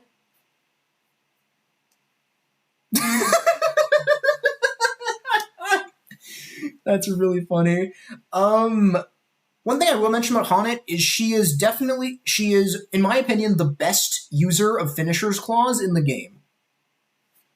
Bargello also uses them decently well, but Haunted, in my opinion, is just better because she has more crit. She has more crit and also gets the most out of them damage-wise, because if you want clarification on why, I can go into that, but yeah.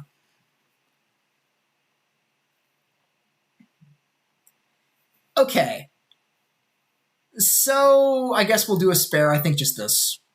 I think just that. I think he goes at the bottom of niche uses. Because he has his ult.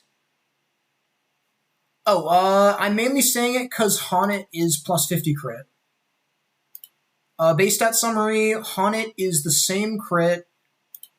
Oh no, Bargello has 50 crit too. Okay, so no, Bargello does have the same crit. Okay, never mind. But Haunted does get what was I gonna say? I think BT Bow has more crit than Deathclaw Dagger, but I'm not actually sure.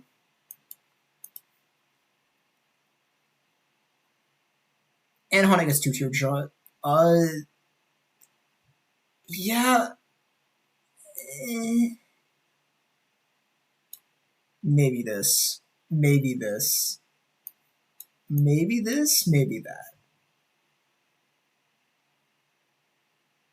Haunted we huntin' Octopath. So true.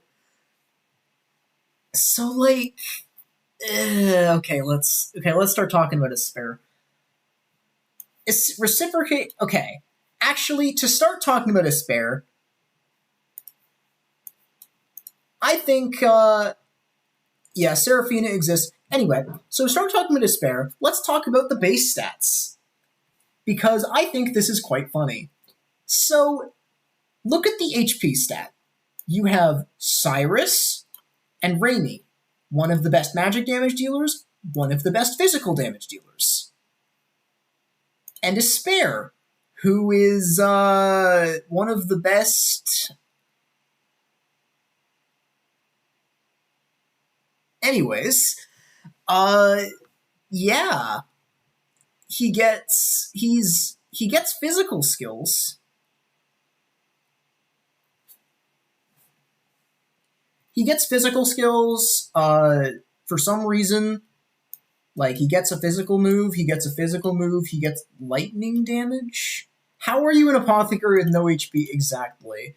And, like, he is an elemental attacker. Right there.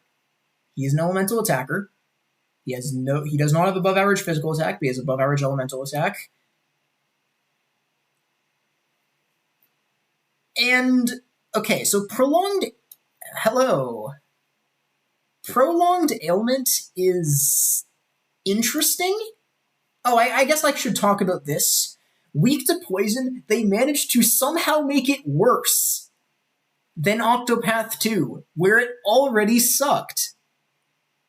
Because Toxify, like any poison skill in this game, is 30%. Unless it's an NPC skill, in which case it's 50%. I think, like, the main thing you could probably do with a spare is you could give him, where is the name of the skill? You could give him this. You could give him Virulent Fog, because this skill will always inflict a debuff, so you can get some mileage out of the thing. Like, you can get some mileage out of Prolonged Ailment with that. You could also use Song of Roaring Thunder? Nope. Booming Thunder? Yeah. You could also use this one.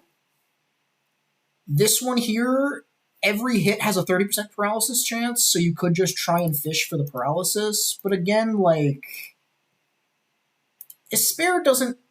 Why does poison need to be 30%? I can get making sleep 30%. But, like, poison and blindness... I mean, it's technically consistency. Everything is 30%, except Paralysis Formula, which is 50%. My guess is they confuse Paralysis Formula with the NPC skills. Because the NPC skills are 50%.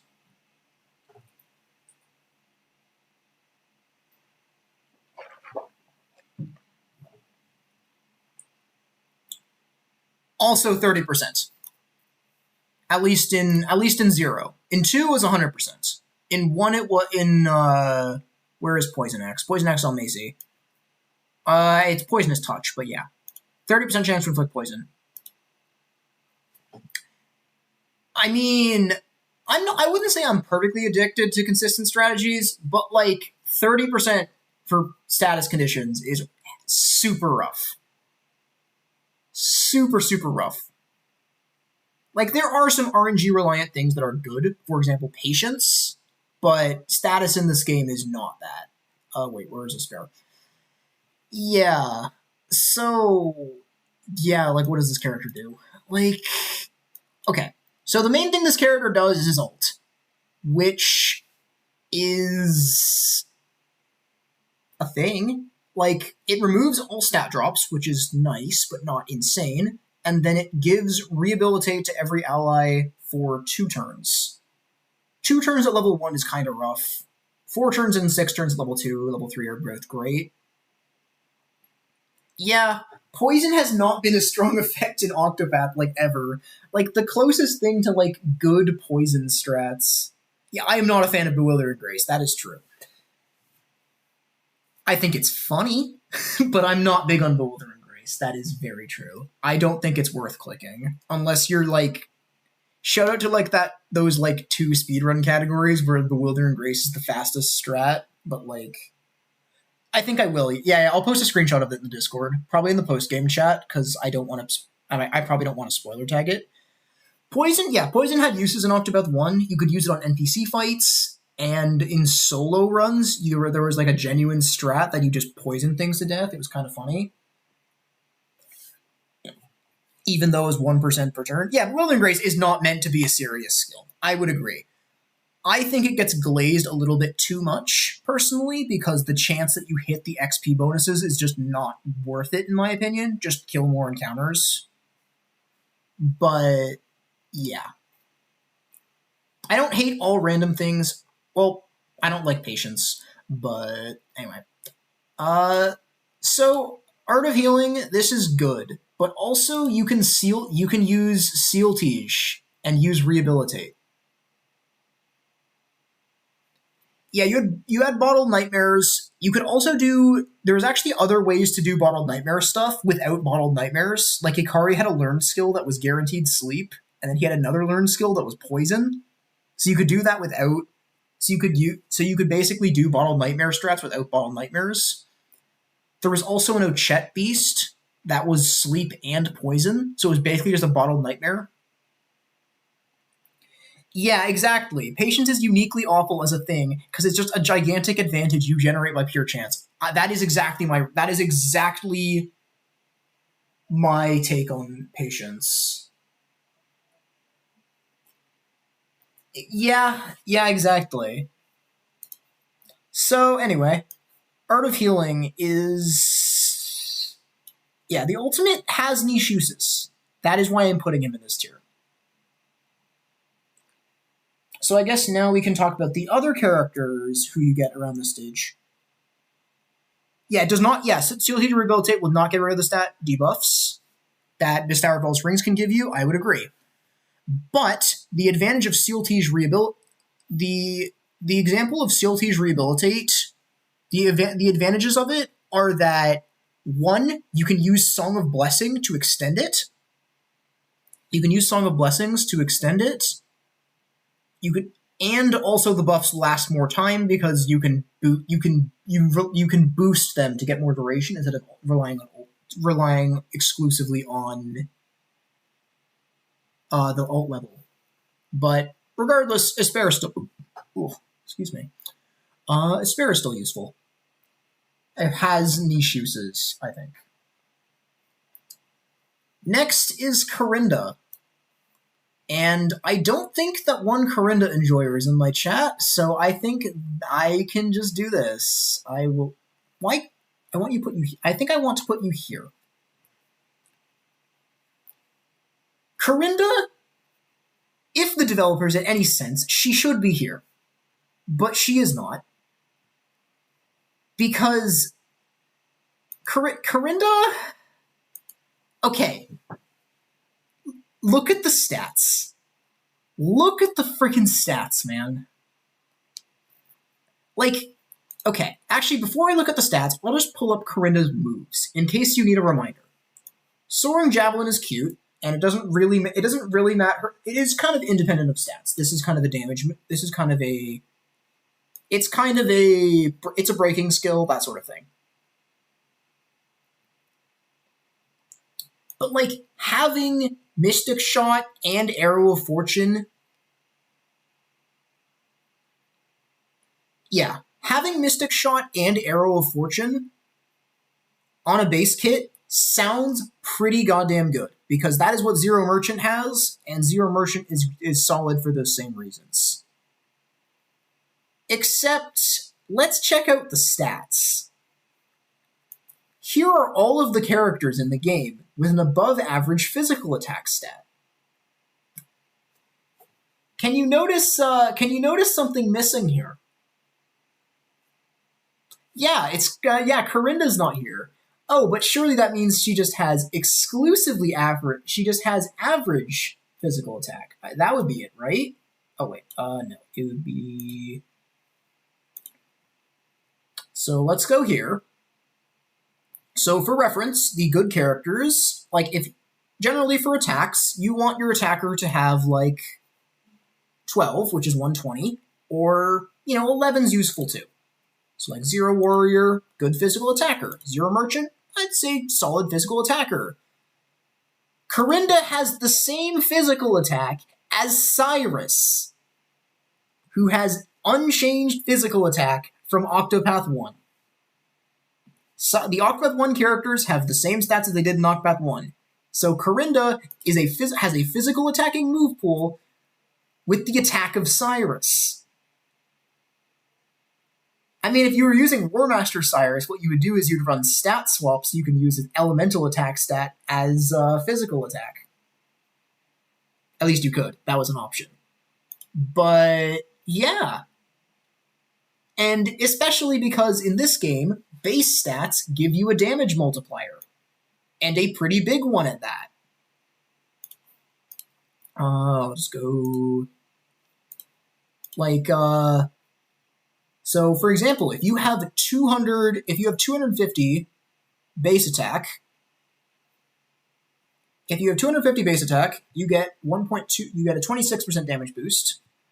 If you have 300 base attack, that goes up to a 46% boost. If you have 200,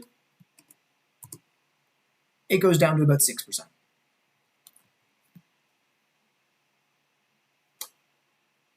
Who cares? I agree. Give me a sec. Give me a sec. There's a reason I have her where she is. She does have above average elemental attack, which I think is quite funny. Maybe the niche tier, maybe, but it's more gimmick.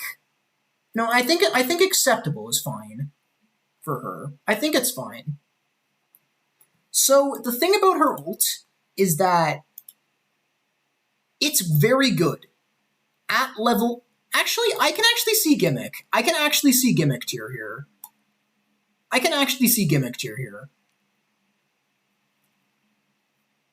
But it's not real. Sure. Yeah, no, I can see it. So I can see gimmick tier. So her elemental attack is above average for some reason. No idea why. But mainly my issue with her ult is simply just I use her ult a bunch on the Dragon Boss as well. But Fen ult can do the same thing, if not better, because Fen's ult also works on magic and doesn't have a use time limit. It's a turn limit instead. My main issue with Trick of the Trade is simply that the level 1 version sucks. You really need the level 2 or level 3 version for it to really feel good.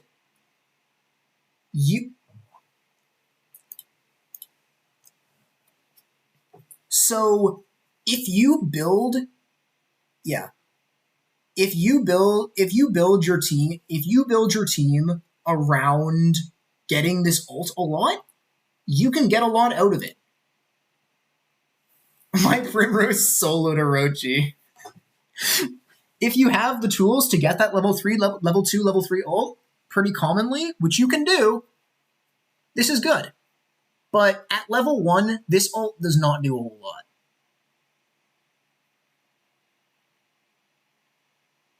Yeah, Fen's ult is turns 2, not instance of use. That's one thing I was saying. That's what I was trying to get at. If she had better physical attack, she could make a lot better use out of Mystic Shot as a support character, I think. Which could be... Yeah, in case you saw my dragon kill was one of my final streams of my casual playthrough, I one-broke the dragon. Like, I killed things with, I think... I don't remember what I used to kill I don't remember what I used to kill the dragon orbs, but then I just broke and then murdered him. With, like, Raimi, Honnet, and Cyrus, I think. Speaking of the dragon, right now my computer's a little scuffed. So I'm not sure if I'm really going to be able to record too well, but I do have a pretty cool strat I've cooked up for Orochi. It is I have a Corinda goes down 2 tiers because her Orgoldera max boost line is lame. I don't remember what it is. I watched a video compiling them all, but I don't remember that one. Maybe for a reason.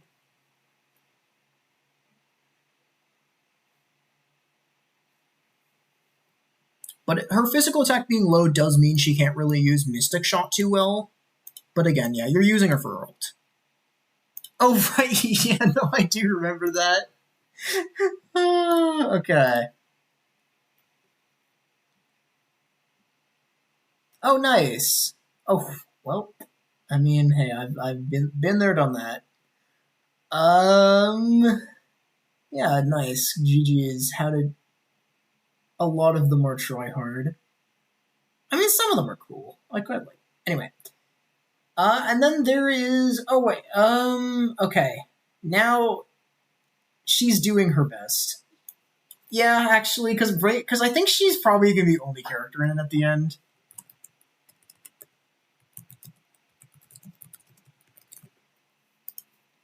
I like that. I like that actually. Actually, okay.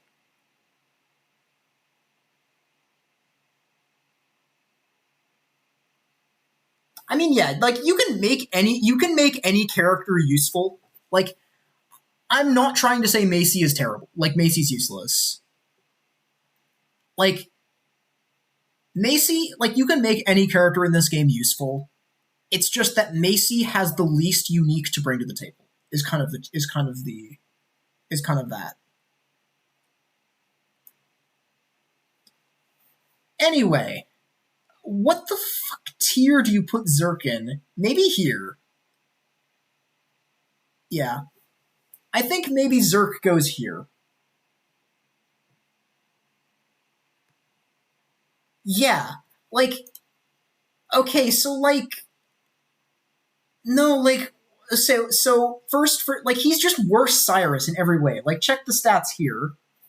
Zerk doesn't have 13 elemental attack like all of the other scholars do for some reason.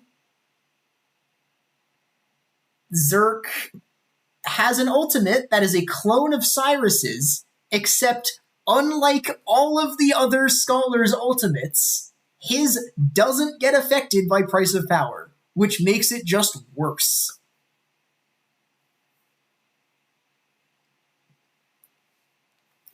I think the reason I put him in niche uses is because, yeah, it also isn't a soulstone. In my opinion, the best way to use Zerk is to do 1 HP strats. You go Fortitude, and you go Fortitude, and you go Assistance Amulet on him. And then you can also run a move like maybe Heaven's Vengeance. Heaven's Vengeance, you'd go BT Tome and like you would go BT Tome plus Sun Shadow Staff, you go Heaven's Vengeance as your like single target move, and then you can click the ultimate, and the ultimate would be decent. But yeah, his ultimate is not considered a soul stone, and it's also not a spell. So yeah. I think he just goes here. I think he will, like, it's just, like, technically speaking, I guess he is acceptable, because he is a scholar. Like, you can do, like, he's acceptable, you can kind of, it's just like, I guess he's kind of like Primrose. He's kind of like Primrose in a way, and I still will put Primrose ahead of him. Do I put a spare ahead of him? I don't think I can dog on him that much. Kelsis, I think I can put above him though. But yeah. Okay, now the Bestower of Fame characters. I mean, he kind of would do more damage than Primrose. Double potency, but he doesn't really get double potency. He more gets like 1/3 potencies. And technically speaking, Primrose can double potency. Oh wait, no. Primrose can single potency. Yeah, no, but you only have one hit of both, so it's 1/3. I did just put Elrica on Goated if she was alive, yes. Goated if alive.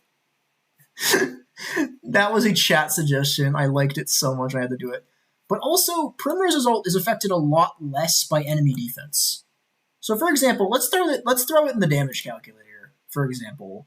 No crit, so standard build, let's just go 999 elemental. Oh right, elemental attack is kind of pretty easy to get a lot of. So let's just, throw it in the calculator and see what we get. So Primrose's ult is Twilight Waltz. Also, this damage calculator is really nice. I quite like it. So level 3 Twilight Waltz, broken enemy, attack up, defense down. We'll put... I just realized Spirit of the Stage isn't here, but like you can just put this as a stand-in. You can do 1 potency on this, and you get 96k damage. But if you add 2 elemental resistance down stacks, you get 120k damage. With Zerk, you would get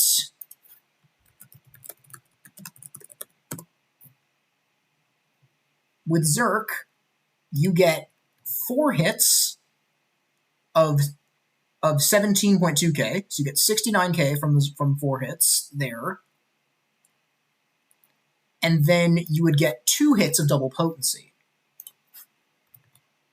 So 69 plus 42 is around like 110, 111, which, if you aren't using the elemental resistance down, is better than Primrose, but if you are, it's worse.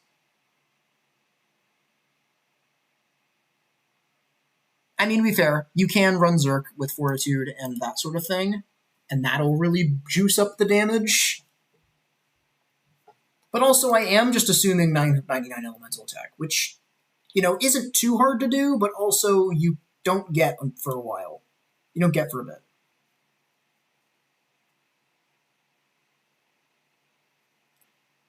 Like, Primrose's niche use is mid-game damage dealer, and Zerk's niche use is 1 HP stuff, if that makes sense. And Primrose does kind of do a little bit more than... Primrose also does get a better move to click. That's actually relevant. Thinking about it, Primrose also gets a better move to click.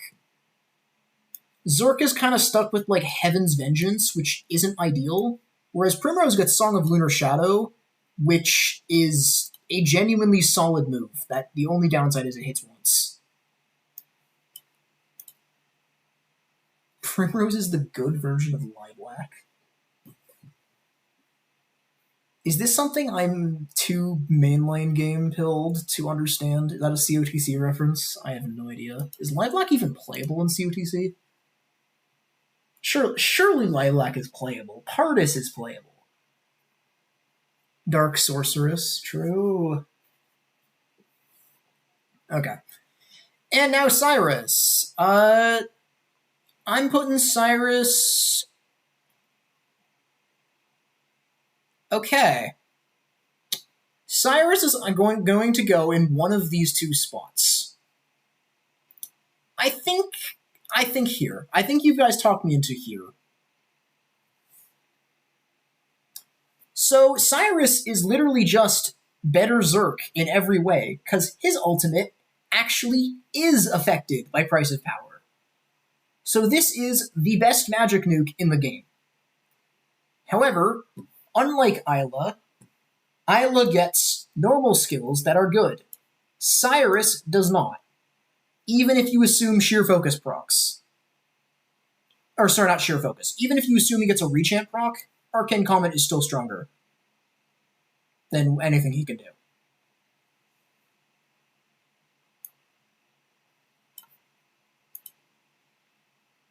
It also took them, like, until last week to make Saint Sazantos playable.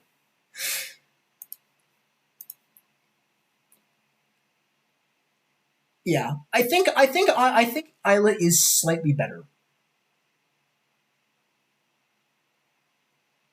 I think Isla does get that niche as, like, no break strats. Yeah, let's make all the Octopath 1 boys group together and not tell Ulbrich.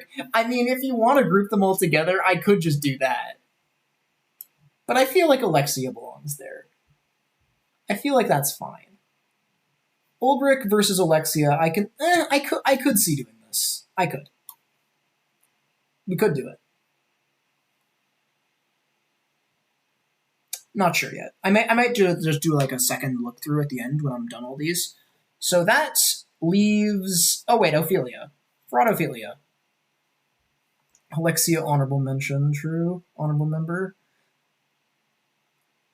Okay, so Ophelia Ultimate is super mediocre. This thing is just not a particularly good way of, like, I feel like this either should have been to both front and back rows. It should have, like, compare this to Corinda ult, and this is just like, why? It could have maybe scaled better. It could have affected magic in addition to physical. There's so many things they could have done to make this not bad, and it's just they didn't do them. So it's just a sidestep effect with less time. It's just Corinda ult, but with half the party members and less scaling and no physical attack. Though I think sidestep doesn't protect against secondary effects of the attacks, whereas divine protection does, but like that's in most cases irrelevant. Mostly irrelevant. Saving grace built in is her main thing. Oh, Lamau. Saving grace is her saving grace. Yeah. Saving grace, heal more, good, sure. Saving grace is nice. Yeah. Saving grace, I think, is enough to save her from niche uses tier. I think she belongs in acceptable. I think I just put her right here. Yeah, I think I just put her right here. She's acceptable. I think that's just kind of it. Like, maybe I'm selling her a little short. Maybe I put her above Ludo, actually. I don't think I put her above Stia, but I think I do put her above Ludo. Ophelia is one of the characters I'm not too well. I haven't really used that much. Though, funnily enough, so is Therion. Though I have seen some more. I've seen more Therion gaming than I've seen Ophelia gaming. But Ophelia, when I do get into Octopath 1 speedrunning, Ophelia will be my goat, though. So she's got that going for her, too. Yeah. I mean, with Saving Grace, Ophelia can be preventative, too, to be fair.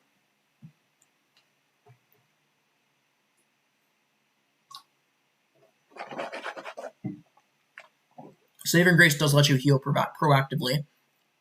Also, speaking of healing, I need to mention this. I found this out, like, kind of recently, but Price of Power actually does work.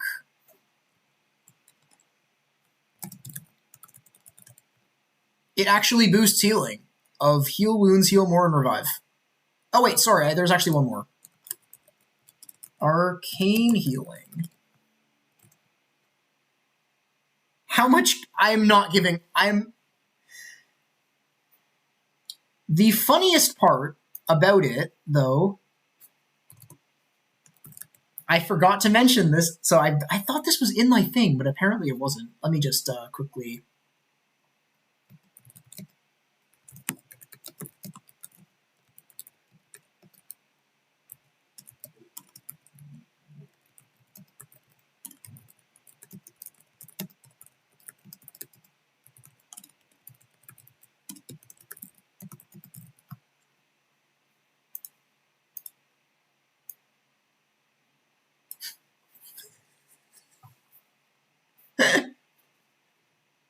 Wait, it sheer focus with Isla does? That's so funny. I didn't know that one. Wait, just rechant? Oh my god, I bet your rechant works on them too.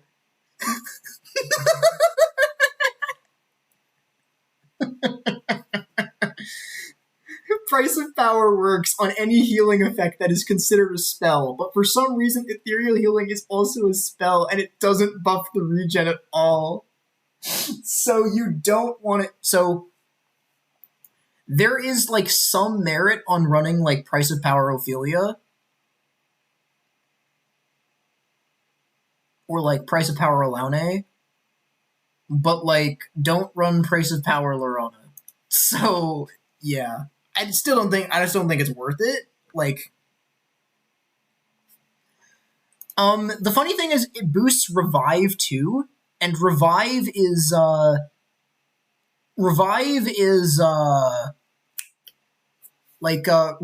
percentage-based healing. So it ends up making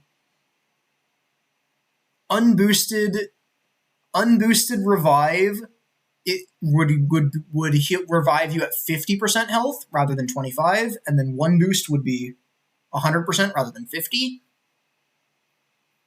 If you want to pay 150 SP for your revive, you can do that.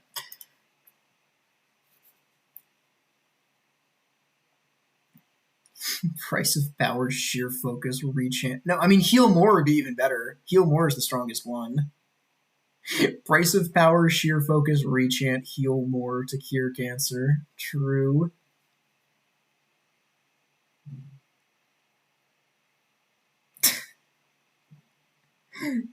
Okay. So there is exact. Oh, wait, I forgot about Santos. Santos, you get early Arc 2. I think Santos goes down here. It goes up here. I think maybe the ordering can be put around a little bit, but I think that's my take on Santos. Oh, I mean down. I meant down here, as in like down in this height, down in this height in this A tier. Like I meant low in the great, low A is what I was trying to say. It kind of is, yeah. If you want, okay. First off, his ultimate is mistranslated.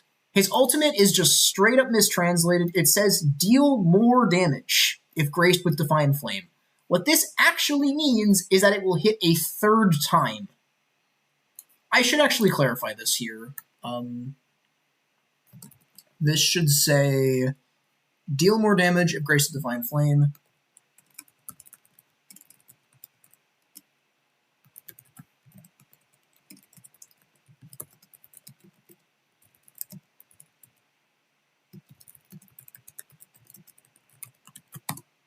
Oh, god damn it.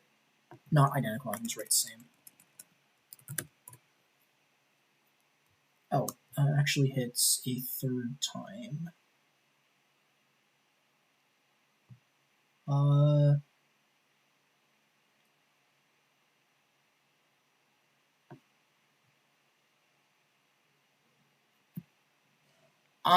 Okay, let me... Oh my god, this is so infuriating. Actually hits a third time. I want this to not have an extra line. I'm just trying to think of what I would do. Mistranslated. Maybe instead with...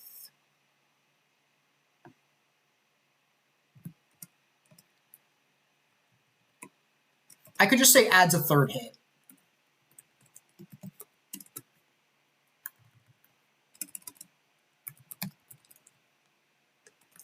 I don't think he. Okay. Maybe I don't know. Maybe I might put him down actually. Maybe I would put him down actually. Like, so Santos Shadow Cleaver is yeah, I would agree. So he's technically the best. Technically the best AoE damage ult, because Hunter's Drive's third hit is not AoE.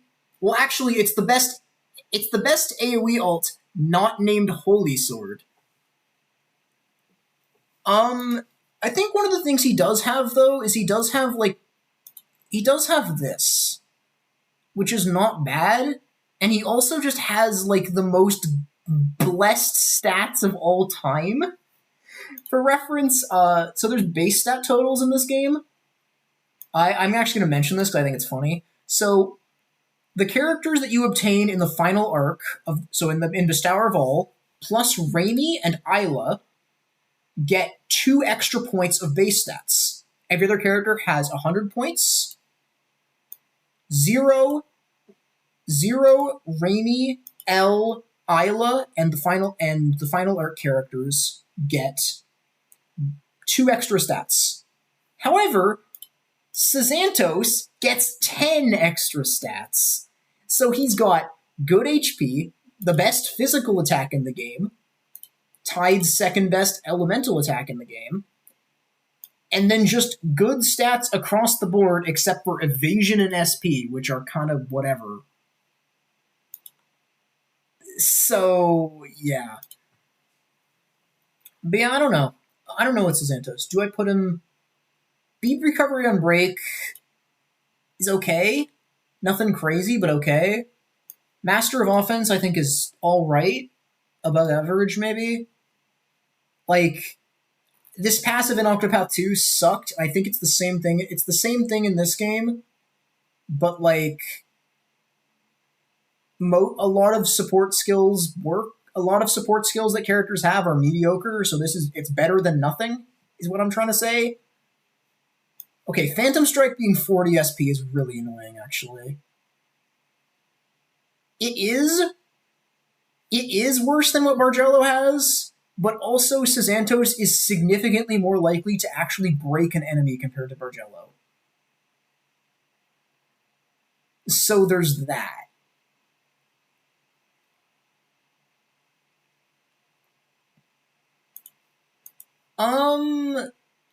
Maybe Gimmick Tier. Maybe Gimmick Tier. Maybe Gimmick Tier is fair. Almighty, I don't think there's really that. I don't think Almighty is really that reason. I mean, you don't need to click Almighty. You really don't. Especially like once you have stuff like Pious Ult. I don't think we need an entire tier for him. You don't need to click Almighty. Mama's boy.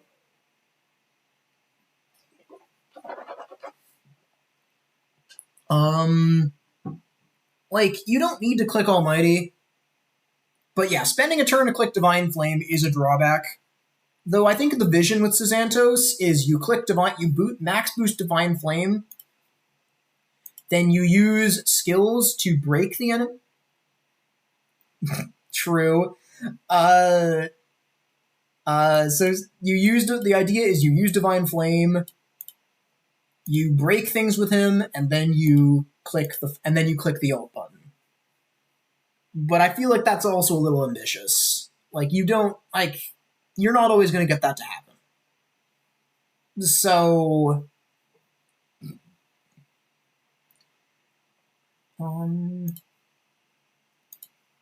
So, yeah. Gimmick tier?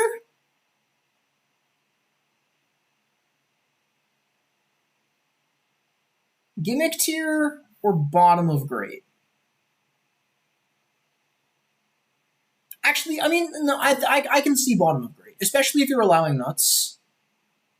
Because, Phantom Strike, that's a good move. Not a crazy good one, but it's a decent move. And it hits 5 times, which allowing nuts is actually good. Pretty good. Put him on goaded... With Visceral, that can go Divine Flame, someone else breaks, ult, max boost, whatever damage skill. That damage skill is going to be Phantom Strike.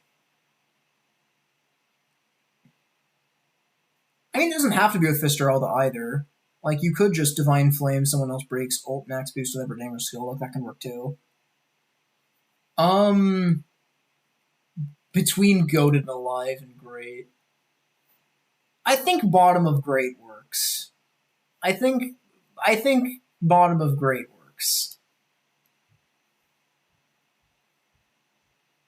Okay, what next? So now it's the final art. Now, oh wait, no. Before final art, we got Raimi, and Raimi, I think, just goes here.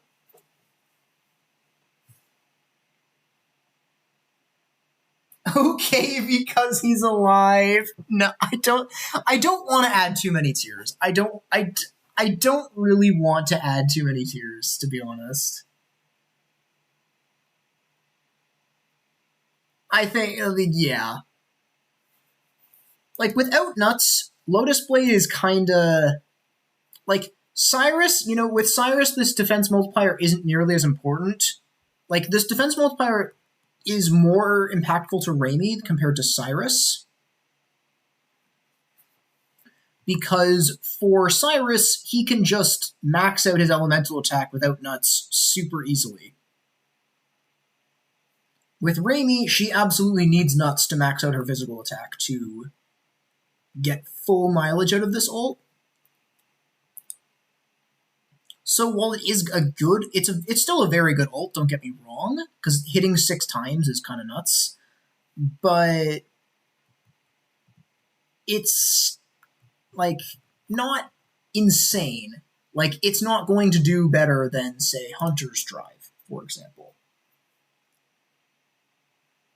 And then she also gets Stormblade. Stormblade, solid move in general. Ulbrich is literally an A tier because he has Stormblade, and part of the reason he's an A tier is because he just has a Stormblade clone as a move. I'm sad that Rechant doesn't work on ult because it would be the funniest thing. That's true. True.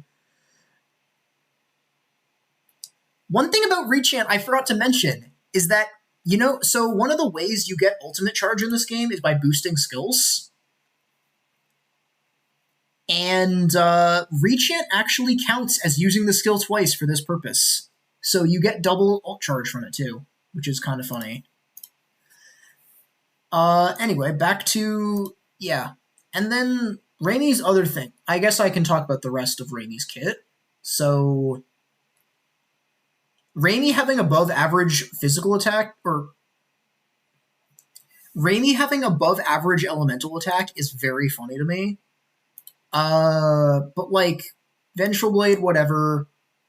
But let's talk about the passives. Fierce Rush is just generally good. Not really, like, funnily enough, you can master it off of Raimi, and there's exactly 0 reason to do it. Oh, interesting. Oh, that's kind of funny. That's actually quite funny. Also, I do find it really funny that if you buffed Rechant to 100% proc rate, it still doesn't break magic. Like, it still doesn't break magic. Magic is just that.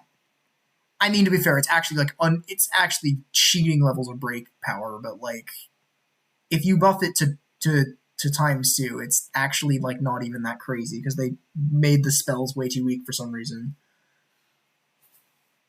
Fierce Rush is nothing too crazy, but it's still nice. Still just nice to have. Because it's 20% boost, additive, and then Battle Refinement, this skill fucking sucks. For reference, on my ultimate gauge thing, 100, it gives you 1/10 of your ult meter, but it's not 1/10 of your meter per hit. It is 1/10 of your meter, period. Which is just why.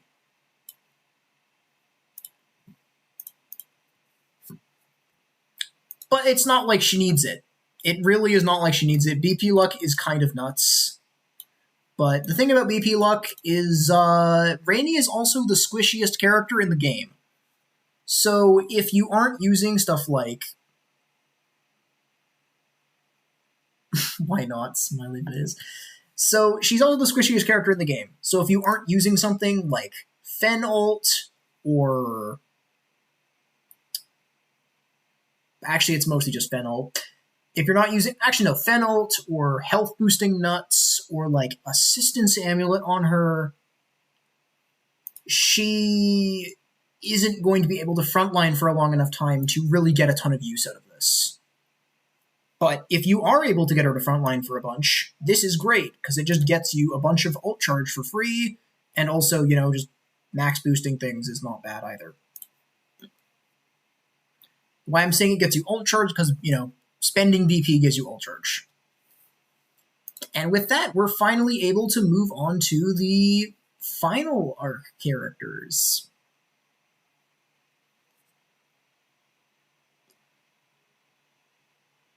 So, first off, we have Richard, who goes here. This character is ridiculous.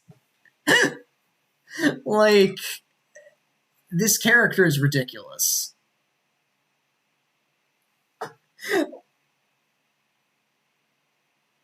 Yeah, I was forgoing his ult for a bit too. I don't know why. I was like, oh yeah, I should use him as my donate charge user because he seems to be generating a ton of ult. His ult's not that good, right? But like, this thing is pretty good.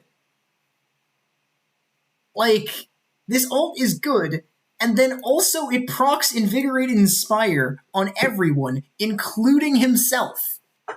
I think people are putting him in C tier because they're like, oh, availability is a thing. And like, no, but like, this dude just gives you 10 million ult, also gives you buffs for free, because of course he does. My hot take,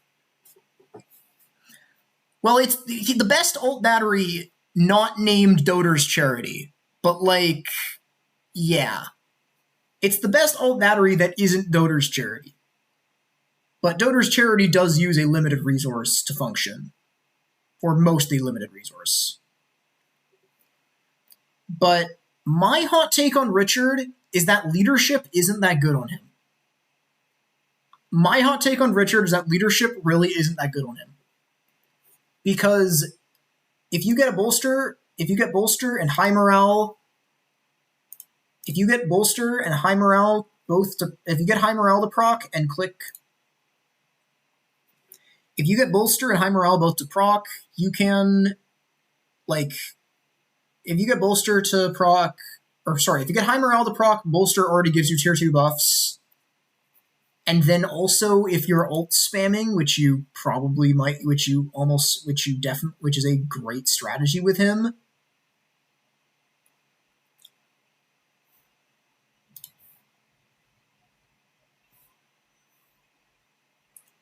I mean, I wouldn't say everyone's power creep. I'm not gonna put that many of these guys in A tier, to be honest. So, but then yeah, if you're spamming ult, this gives 2 tiers by default. So yeah, this thing is just good.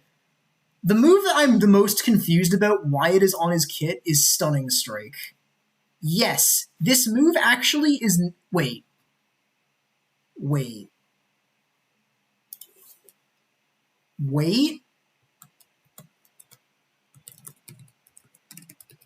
Am I correct?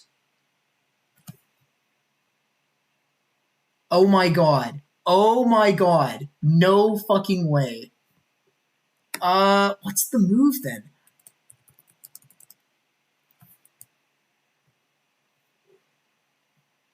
Yeah, so...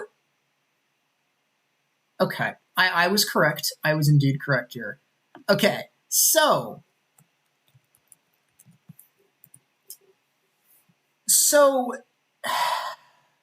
Okay. So Richard has a skill called Stunning Strike. Of course, the presence of a bad skill does not at all make a character, because Richard is never clicking this. I just find this quite funny. So Richard has a skill called Stunning Strike, and it's all right. Or it's not all right. This skill costs 60 SP. Does great damage to all foes, it says. Okay, but what about this skill? Smite of Fury. You've had this for literally like half the game at this point. Because, you know, this is an Arc 2 boss. Fair. Yeah, so this is an Arc 2 boss drop, and select a weapon and deal great damage to all foes. This sounds the same, right? You go to the Richard, yeah, he's the best pure buffer in the game. Invigorate and Inspire on his built-in kit is ridiculous. Because this thing gives you 1/5 of your ult meter every time you apply a buff, which is just ridiculous. If you build Richard correctly, he can literally use his ultimate every other turn, which is insane. Well, not correctly, but if you build him in the right way, he can use his ult every other turn, which is ridiculous. But anyway, Smite of Fury is literally Stunning Strike, except it does more damage and costs way less SP. Smite of Fury is unironically a very good AoE skill. Wait, does it not? Is that why it's broken? Is that why it hits more? It doesn't actually hit anyone? Oh, okay, I'm stupid then. Okay, never mind. Okay, never mind. False alarm. But yeah, Richard is the best pure buffer in the game and also generates a shit ton of ult charge, which is he's the best generator of ult charge in the game that isn't Dover's charity. Anyway, starting off strong again. Yeah, see, yeah, exactly. It seems in line. Yeah, I thought it was AoE. So now Bargello. Honestly,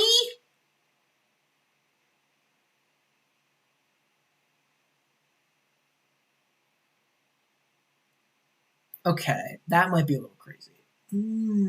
I know he goes in A tier. I don't know where in A tier he goes. Before we put him in A tier, I'm just going to talk about him, I guess. Okay. So here are my thoughts on Bargello. Bargello is awkward. He did Theory on Dirty. Okay. So Bargello is just awkward. So the awkwardness comes with. You can fix that in your guide too. Well, I don't mention it. It's not in this one. I don't have it in this one. So it's good. I think above Isla, below Raimi. Okay, I can see that. So yeah, I don't actually have it in that one. Because I'm mainly talking single target here. I don't really have much AoE in here, to be honest. Anyway, Bargello is just very awkward. Step Ahead is useful because it's basically just, you get a free turn plus basically free boost start for the entire party. Like, that is not bad. But in using Step Ahead, you give up your guaranteed turn order on turn. You give up the fixed turn order for speed. You give up the fixed speed order on turn 1, which is awkward. And then more importantly, Bargello is a damage dealer because, I mean, you don't necessarily need to use him as one, but this ultimate is quite strong. It looks to be a bit stronger than Hunter's Drive, but in practice it's going to be likely weaker than Hunter's Drive. But again, it's still comparable to Hunter's Drive, which is a good move. So, it's a good damage move. It's just the problem is generally you want to keep your damage dealers in the back line, and Step Ahead only works if you're frontlining. So you kind of have to do the awkward dance of having him in the front for Step Ahead. And yes, and that is what I'm getting to. So, Unbridled Courage. That's not true, question mark? What's not true? What part of what I just said is not true?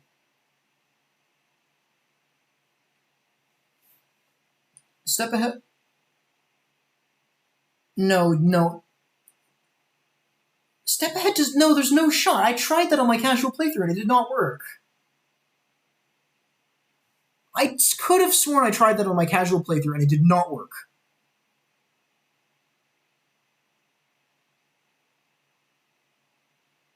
Really? Okay, yeah, Mafioso I'll get into. I kind of want to... Wait, I just realized something.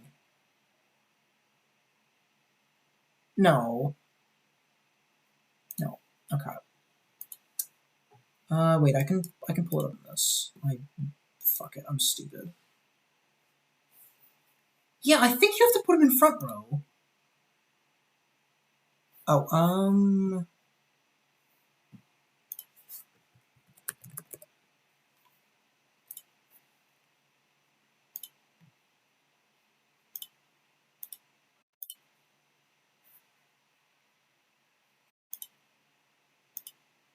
I'm trying something. Yeah, I was gonna try checking stuff in game myself, but I know it's just gonna be unbearably laggy, and I'm not gonna be able to check shit.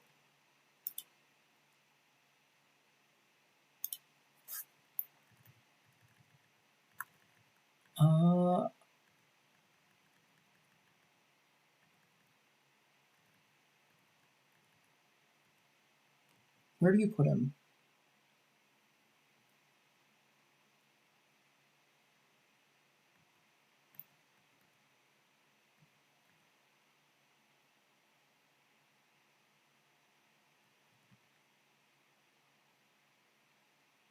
No, you put him in front line. Okay, never mind.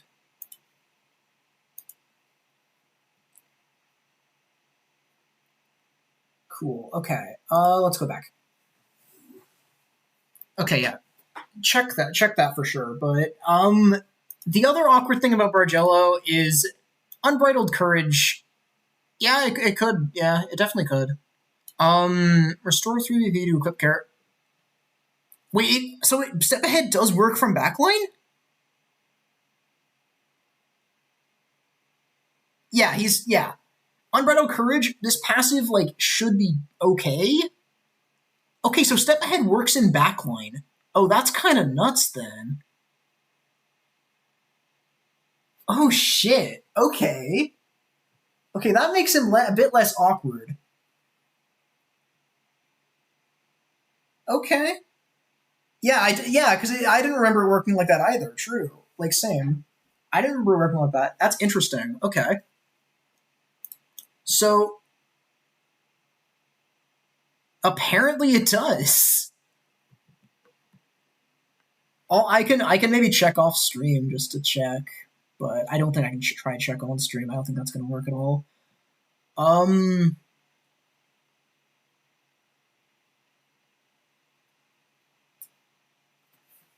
So cool. Yeah, you could post that chat.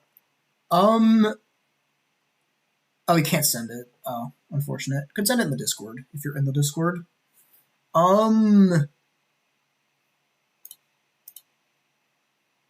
Unbridled Courage would be an okay passive if he had any actual ability to break enemies. And oh yeah, he does have multi-hit moves. It's just that he only has Dagger, which is unfortunate. Frenzied Rampage is also just a strange move to me.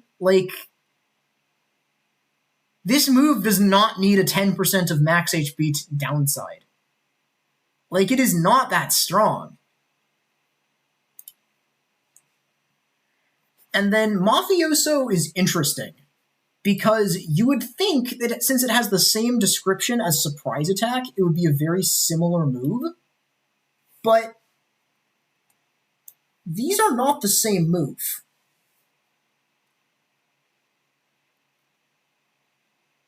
Mafioso only gets a 30% boost for attacking first. Oh yeah, same here. And then Surprise Attack gets 2 times boost for acting first.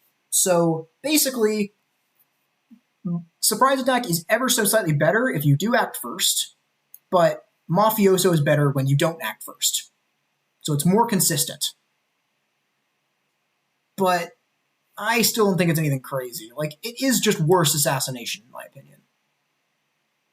In my opinion, it's just worse assassination because it's just harder to activate for not the same payoff. But compared to Therion, Bargello does get a better damage ult. Step ahead working from backline actually makes him a lot less awkward. Step ahead also can proc patience for you. I think. Is his ult better than Cyrus's? I think I put him here. I think he's better than Therion, but not by a lot. Therion does do things that Bargello can't. Therion has more utility than Bargello does, but Bargello is better damage. Time to split the OT1 crew. I could also put Bargello here. I think I put him here. I think I put him above Cyrus, actually. Step ahead is very strong. Even though you do give up your turn order. Is he better than Isla? I don't think I can say he's better than Isla. I don't think. Who do you get next? Is it I think you get Alauna next, right?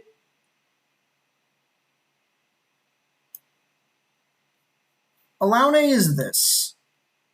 I think having a gimmick tier is a great idea because it lets me do this. Alaune is gimmick tier.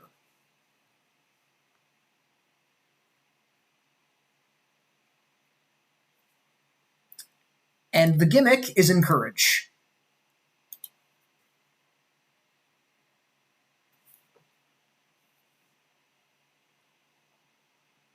Yeah. That's what I thought. That was thought too. So Alaune is encourage. That encourage is mainly Alaune's big thing. Oh god fucking damn it. Anyway. I may be a fake fan. I think gimmick tier works for her because she's kind of just old. She's trick of the trade. Encourage is an interesting passive. There's a lot of cool ways you can use this. I mean, I think the easiest way would probably be to just have whoever she's paired with break the enemy. But the problem is, unless you actually know what you're fighting, it's tricky to do that. Like, if you don't know what the weaknesses on what you're fighting are, there's a chance that whoever you pair Alaune with. Yeah, I agree. You can also just use with Richard. You can do that too. But also you can just have Richard frontline normally and do fine. Like, yeah, like I think it's very clear that these two are meant to synergize together. But I think there are more use cases for encourage. Yeah, it's a very roundabout way to get a free defend 2 turns ahead of time when, yeah, exactly. That is basically what it does. It lets you get a free defend. It lets you get a free defend for no action cost. If Alaune had a swap to back row skill, could be interesting, especially depending on what it does. Something that could have actually been kind of interesting as a swap to back row skill. Could you imagine if Alaune had like a skill that's like think like expert first aid but AoE healing? So like Alaune swaps to back row and then maybe heals the front line, or swaps to back row and then buffs the front line. Maybe a defense buff of some kind could be neat. But yeah, there's definitely if they gave her a swap to back row line skill, it could be neat. This ultimate is kind of whatever. It's a revive. It heals HP and SP. Not bad. And then kind of just Ophelius moveset. And then light breaking and like light damage. Sure. It's a nice panic button, exactly. Basically, she is effectively Ophelia. She is effectively Ophelia, but with encourage. So that's why I'm putting her in gimmick tier.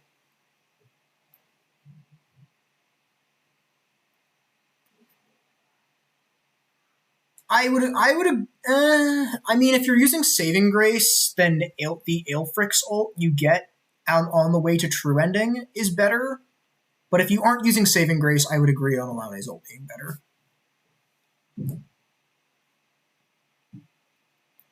Yeah, Alaune's ult is good. The rest of feel, yeah. Yeah, pretty much. Well, she has encourage too. So it's basically Ophelia with a different ult and encourage.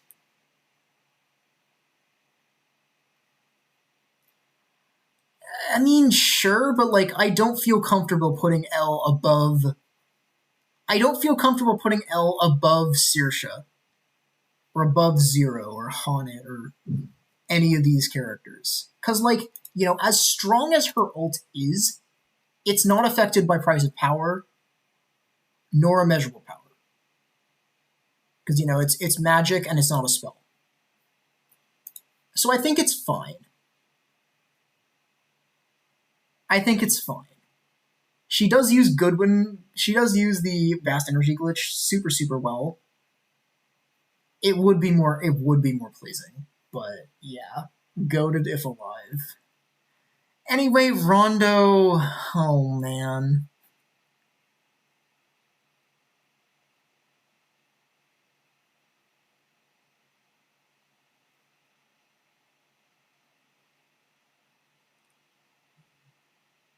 Oh, wait, no. Right, it is Tatlock next. It is Tatlock next. Okay, it is Tatlock. It is Tatlock next. I forgot about that. It is Tatlock next. Tatlock is this, in my opinion. What do you mean goaded if alive is where Rondo belongs? Tatlock is there. So, my opinion on Tatlock, you see this and you're like, oh my god, this is insane. However, I have some news. Okay, you get Tatlock during Bestower of all 4. You can, I guess, use it on like Sanzon and the Master refights. But like final boss of Bestower of all 6, immune to enchant. Warbringer's Phantom, immune to everything. Sultravi, immune to everything. Raimi, immune to enchant. Bestower of all 8, literally every single boss, immune to everything. Demon's Blade Curse, immune to everything. Orochi, immune to everything. So Tatlock's so the problem about the enchant isn't that the debuff is hard to apply. The debuff is actually like easy to apply, in my opinion, because she has Captivating Step, which has a 30% chance per hit to apply enchant. So applying enchant is not her problem. Applying enchant would not be her problem. Her problem is that everything relevant is immune to enchant. So you never actually get to use this ridiculously powerful bomb unless you're fighting like...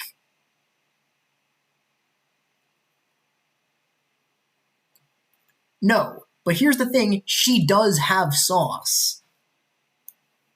There is reason. So the thing about her is she gets the most by far out of resistance down. So, you know how I was mentioning earlier for some characters that resistance down debuffs? Resistance down debuffs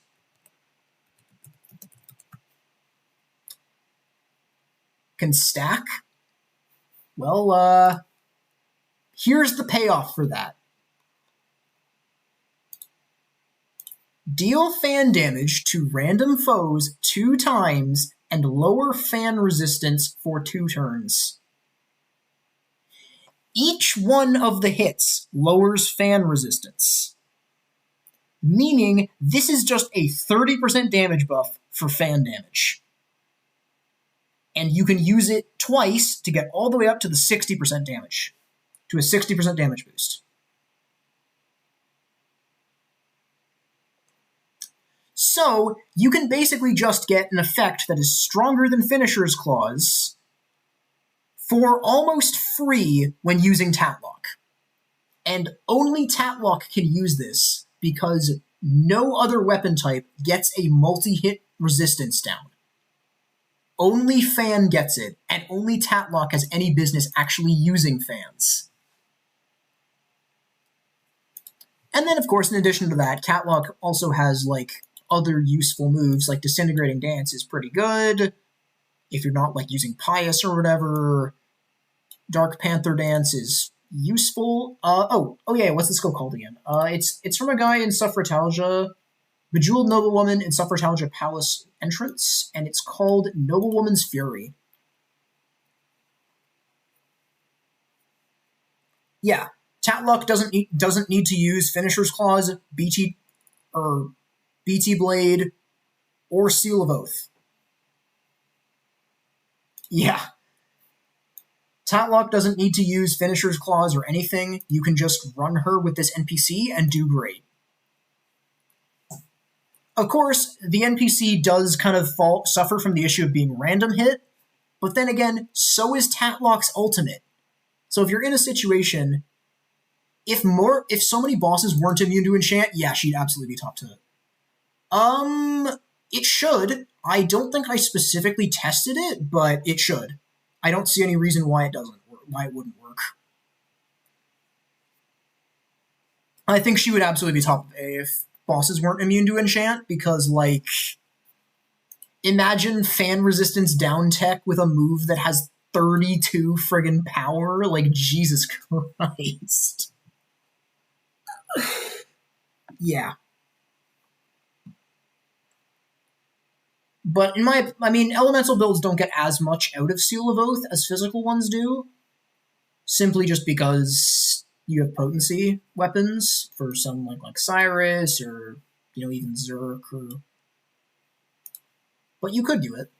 Oh right, yeah. Someone had asked me just why I had the characters in S tier that I did. Fenn's ult is just ridiculous. Like, it's an insanely good defensive tool, and because it's a defensive tool that applies to both the front line and the back line, you can kind of use it and then have your damage dealer switch in to break enemies completely without really much care of dying as well. So it's also a breaking tool in addition to being as a ridiculously powerful survivability option. And it works on magic too, which, like, Corinda's ult is only physical, and most of the other like really good like stuff like parry, yeah, it's the ultimate. Well, Richard is less, like, Richard doesn't really need his ultimate as much as the other three, but yes. Richard helps you charge your ultimates. That's kind of his main thing. So, yeah. I mean, that passive is not bad either, but it's just kind of, it's slightly better Fierce Rush, is my way of describing that passive. It's like or maybe slightly better Augmented Boost, where it's like maybe not Augmented Boost is a great example, but it's a slightly better 20% passive, if I were to think about it that way. If he gets hit a bunch. And then Delicia and Pius just enable multi-damage dealer team comps so much. Like, their ultimates are broken. Delicia is better if you aren't using magics, Pius is better if you are, and Delicia has better support skills. So there is a definite argument for Delicia being first. But I think Pius's ult is good enough where Pius's ult is more universally useful, I think. Anyway, now to talk about Rondo. Rondo is just, like, so close to being a good character. He is so close to being a good character. How do you have good stats and good How do you have good stats and good passives and then no good battle skills? Her ultimate is crazy. It's literally Pius ult, but it also gives you defensive benefits too. Like, Augmented Break is a great passive because let me just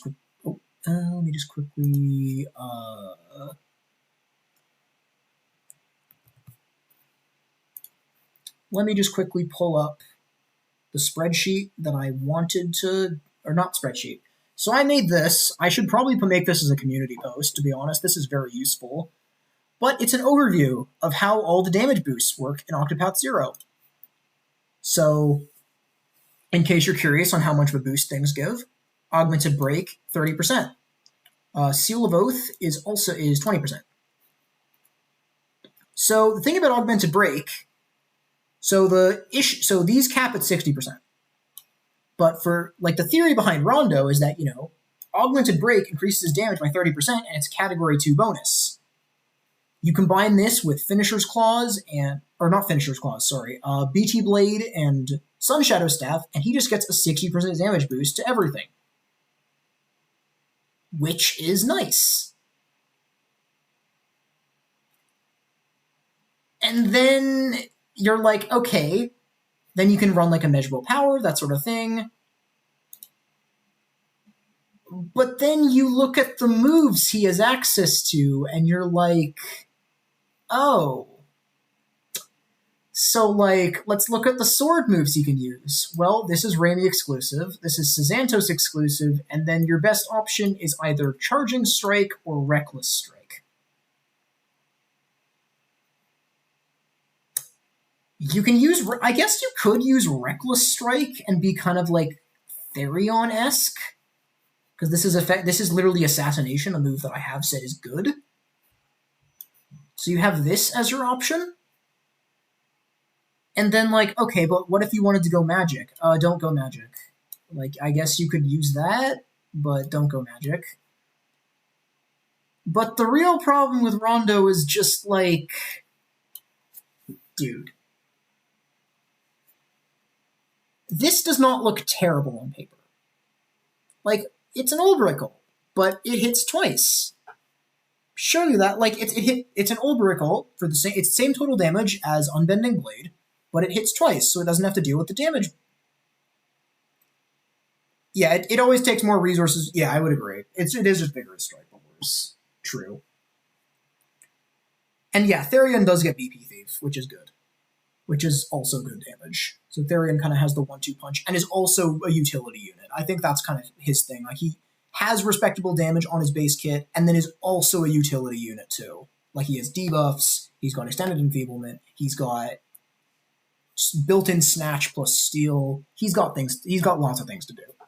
Therion is probably the single character that just has the most things to do in his base kit, which is great. No, like,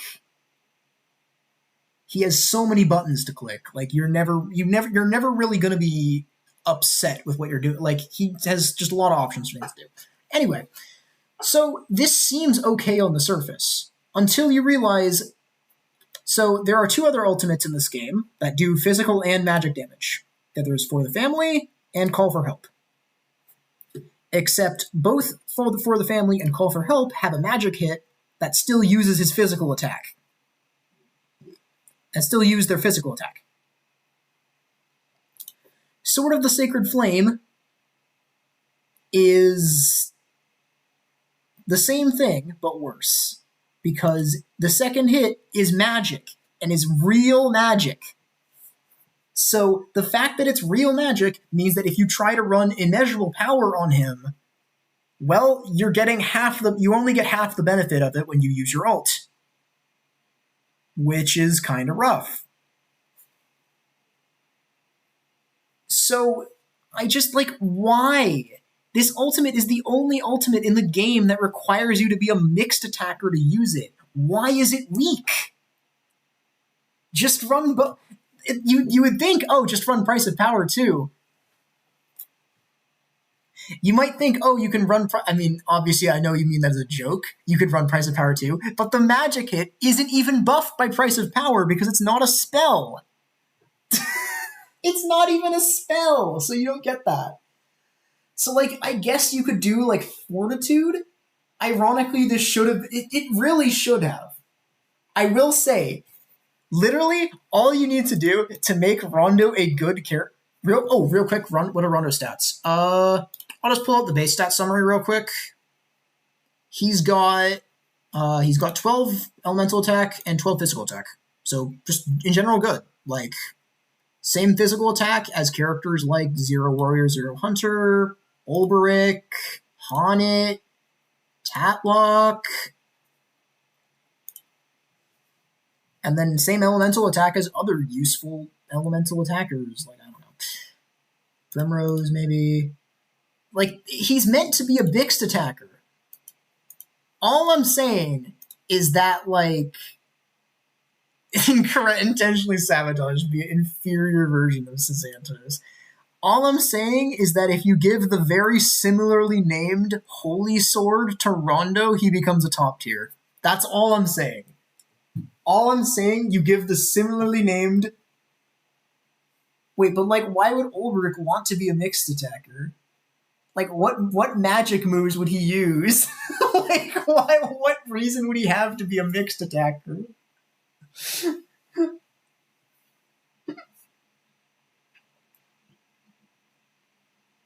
I know.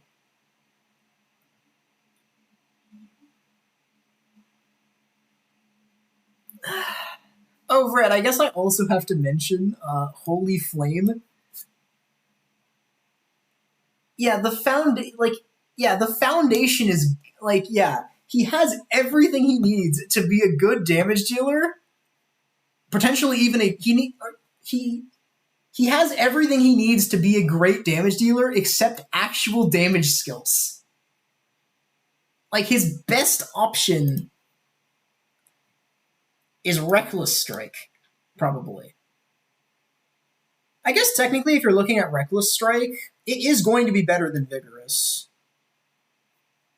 Simply just because Rondo gets a 60% boost to Reckless, and there's no character to get 60% to Vigorous, unless you're running Finisher's Clause on Vigorous Strike, and you're just not doing that.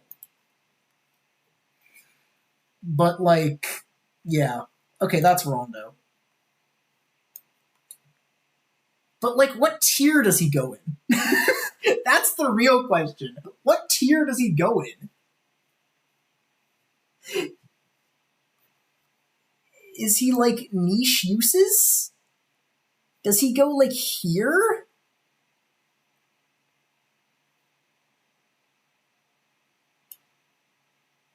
Like, it feels wrong. It feels wrong putting him here because he does have things he can do.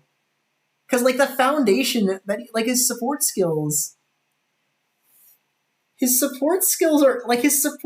are good. I think he's gonna go. I think he's gonna go here. Like his support skills are good enough that like I don't think I can. Yeah, he can do like he can do damage. I think you can use him as a 1 HP attacker similarly, I guess similar-ish to Zerk if you want. You could do Fortitude if you really wanted to.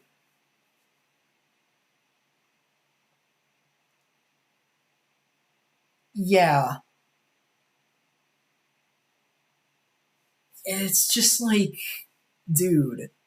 Or if like he had, I don't know why they're like, it's so funny. The swords are like the developer's favorite weapons because like all of the weapons with really cool effects are swords.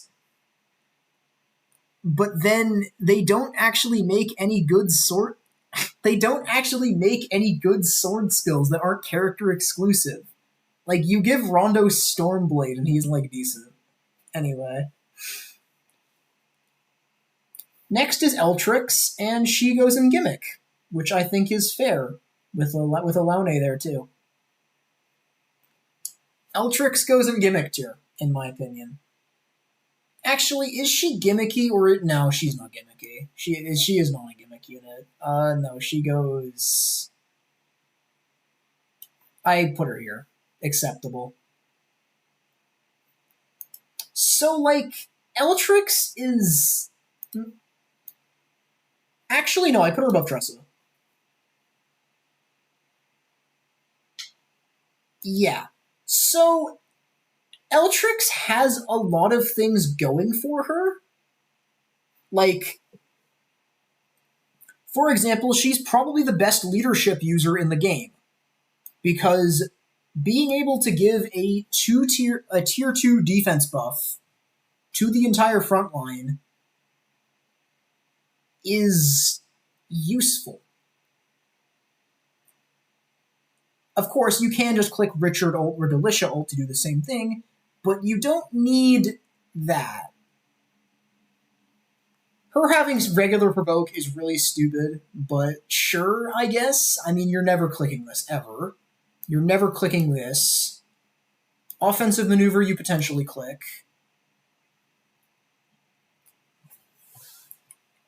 But, okay. Also, she does get blessed with incredible base stats. This is Eltrix. She has tied for highest HP in the game, 12 base attack, or 12 physical attack, which is the same as Haunit, as I've mentioned before, same as Rondo, just good. And then also 12 physical defense and elemental defense. So, like, she is the tankiest character in the game, while also having good attack, which is solid. Like, her stats are great. But, like, okay, back row protection is a gimmick. Stalwart Stance is really funny. Because, okay, so damage buffs in the, or defensive buffs in this game, for most of them are additive, including this one. So, if you have tier 2 defense up, actually, I can look at this. Buffs and debuffs. If you have tier 2 defense up, you get a 40% boost.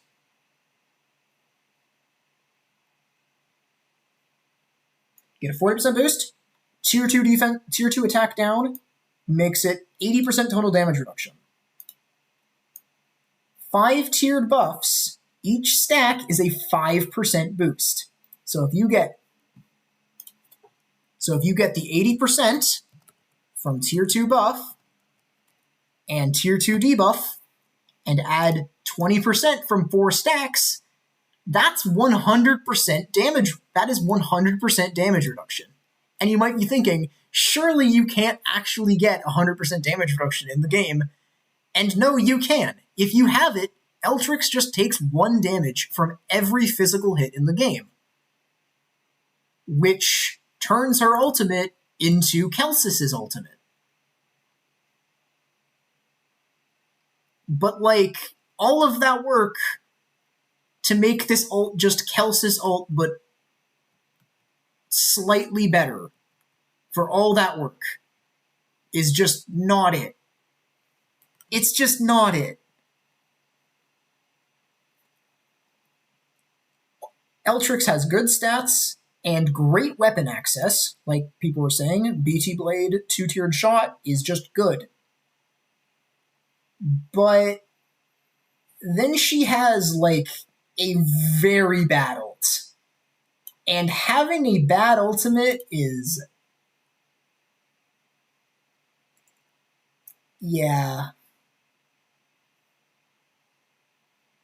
Just notice that not a yeah. Yeah, exactly. If you have tier 2 defense up and tier 2... I mean, you only need the attack debuff. You only need the attack debuff to really do it. Like, it's not actually that much work. The main issue that makes it a lot of work is that you need to have Eltrix in the front line to get 4 stacks of this. That is really all the work you need to do, because the ultimate does give you a physical defense buff. But, like, yeah, tier 2 defense, like, it's just so much work for not really that much game. It's, like, it's just not, yeah. Back row protection's a gimmick. But, like, you can use her as a damage dealer. You can use her with leadership. She has things to do, but, like, not really that crazy of things to do. Also, I do like how Tressa and Stia are looking at each other.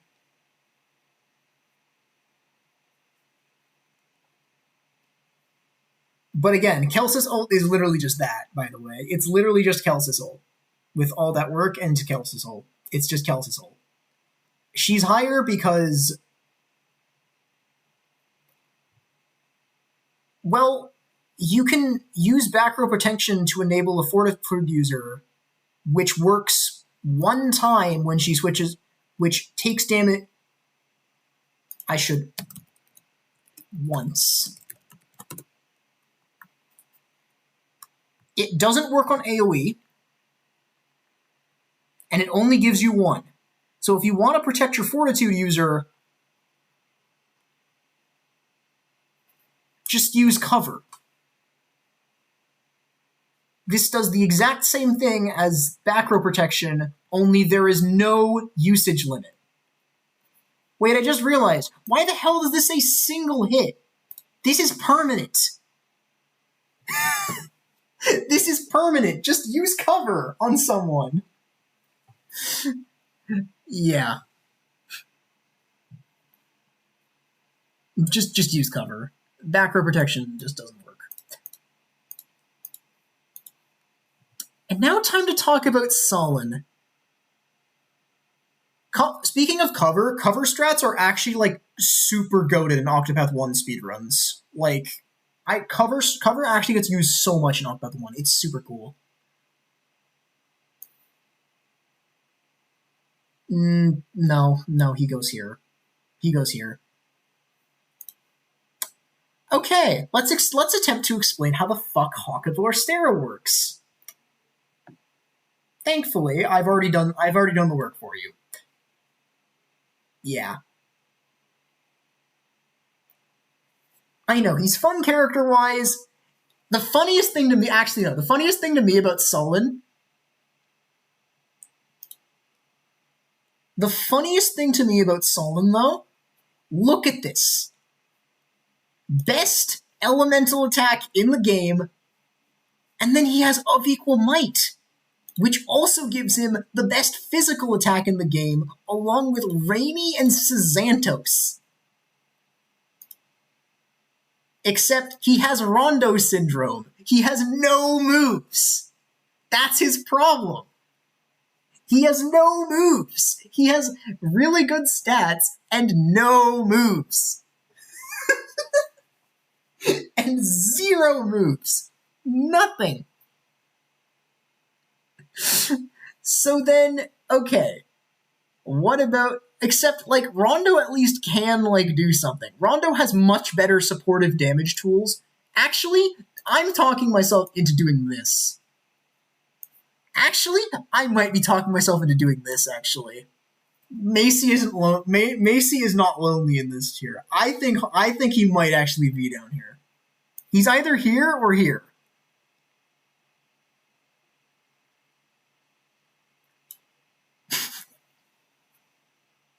What if I just did this? Nah. He's not that low. I mean, yeah, but, like, think about it. Like, if you look at his moveset, like, I mean, Analyze All? Sure. Alexia gives you free Analyze just for doing something. Wait, what is Alexia's? Incidental... What is incidental analysis? Okay, yeah. Oh, it's a random target. Okay, that's what that does. Okay, cool.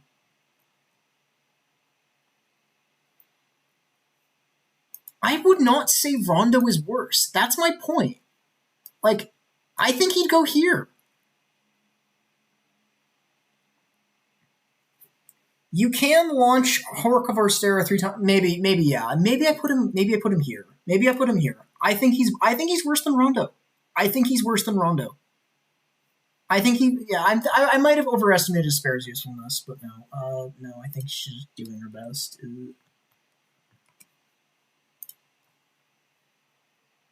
Yeah, it's an Analyze character, but, like, okay, this ultimate is the equivalent of this. So it's the equivalent of so on a broken target, it is the equivalent of adding Fierce Rush to every character. Which isn't bad, but at the same time, like, or Fierce Rush to physical characters, or Elemental Expertise to elemental characters. Specifically, if you can hit the weakness. You could just put, I mean, kind of gimmick. He is gimmick. Like, the thing is, he is gimmick character, but unlike the other gimmick characters, his gimmick isn't really that crazy if you set it up. Like, keep in mind that, like, this seems like okay-ish, but then the problem is, with this, you need to be able to hit the weakness. So, like, you know, and you're not going to be using worse damage skills because I hit the weakness. Saoirse's ult does not proc it. I tested this. So, yeah. Saoirse's ult does not trigger this. funnily enough, Saoirse's ult does work. Saoirse's ult does work with why am I blanking on it? Saoirse's ult does work with stronger strikes. And it does work with the normal 30% damage boost you get from hitting a weakness. It specifically does not work with Hawk of Orstera.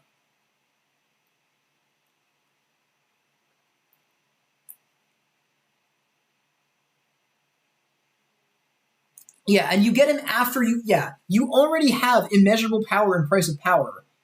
Like, adding peak performance to, adding elemental expertise to a Cyrus build that already has price of power is kind of suspect. Yeah. I mean, yeah, but again, you still need to hit the weakness. You still need to hit the weakness. Those damage buffs are assuming you're hitting the weakness. If I'm using 2-tiered shot, I'm not gonna magically switch to a different move just because the boss is weak to it. I'm still gonna click 2-tiered shot. So it's like, if they're weak to bow, great, I get extra damage. Yeah. Richard. I mean, Tatlock is good too. Tatlock is good too. Like, these three. But I think with that, that's it for the list. I mean, I'm not done. Like, I think I want to look over things again, just to see, like, maybe ordering-wise, if there's something a little janky here. Oh, no, I think Ophelia's ahead. So, I feel really mean putting Mace. Why specifically? Broken as hell ultimate. It is. She has other things to do too. She has other things she can do too, but her ultimate is really broken. Like, it's literally Pious ult, but better if you aren't using physical attacker. The enchant issues, sure, but I'm not even assuming she has enchant. I'm literally I'm assuming you're using fan resistance down. Fan resistance down is Tatlock. You can just do fan resistance down for her. Like, if you were there for that.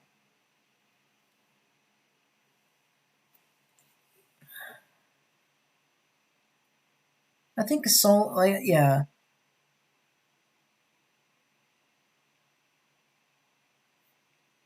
Does Primrose make... Yeah, all the characters are on now. So, yeah. Yeah, they're both great. Exactly. All of the characters in here, right? Yeah. So, okay. Does Primrose deserve to be this high? Yeah. Bargello has to compete with Haunted for Finisher's Clause.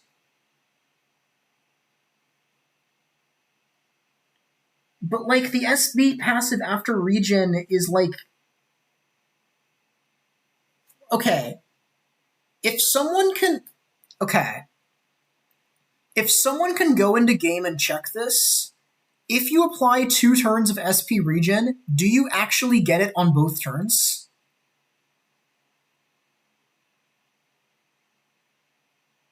Or do you not just get it on one? And does the same thing apply to BP regen with Stia here? Yeah, someone could be higher than Zerk and Rondo. I can see that. Yeah. Is Primrose too high? I don't know. She's the only good dark damage dealer? Sure, but... I mean, technically speaking, Isla is kind of a good damage. Oh, wait, I should mention this, actually. I should mention this. On the subject of dark damage, there is something I should mention. So you know how the resistance NPCs? Most of the resistance NPCs, like, for example, this one, the task manager, the fire resistance NPC, just lowers fire resistance of all foes for 2 turns. That's what it does. So it gives it on both. What about BP regen? Check it for BP regen. Dark is best element, I would agree, because of this. Jumpy Parishioner in the Cathedral of Tytos. Okay, gives it on both. What about Stia's ult? Is it on all three? Is it on two?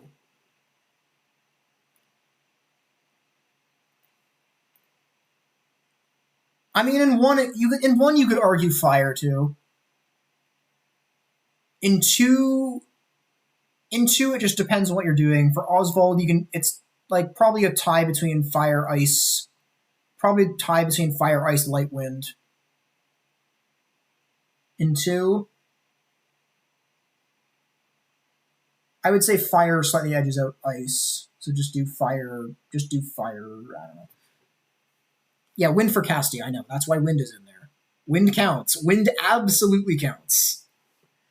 But this Jumpy Parishioner in Cathedral of Tytos. This NPC here is the reason Dark is the best element in this game. Because at least for the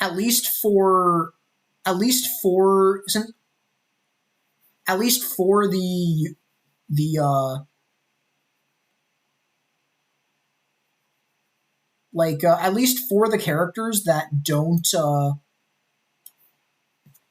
at least for the characters that don't have double potency. Like if you're using double potency, there is zero reason. If you're using double potency, there is zero reason to use resistance down. So if you're using Primrose, who has dark damage, or Isla, who can't double potency, you want to use this. Because every other resistance down NPC just applies the debuff. In this case, it also can blind. So, Isla's best skill. Okay, cool.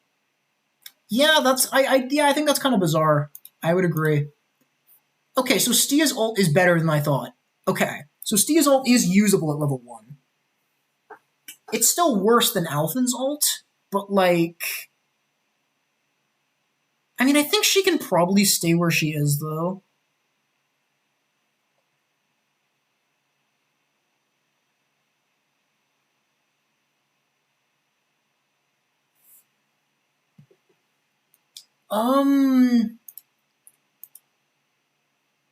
But yeah, for example, if you're using all the units have random elemental attacks like a Sparrow, just replace it. Yeah. Resistance down could be neat. Yeah.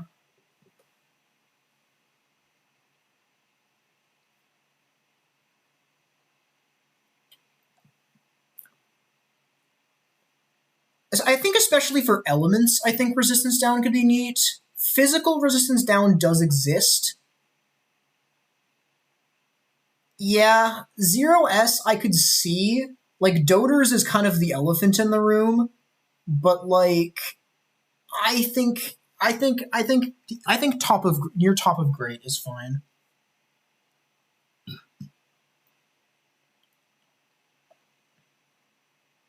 Maybe Saoirse is too high? Maybe Saoirse is too high, actually. That might be the case, actually. I think Saoirse might be a bit too high.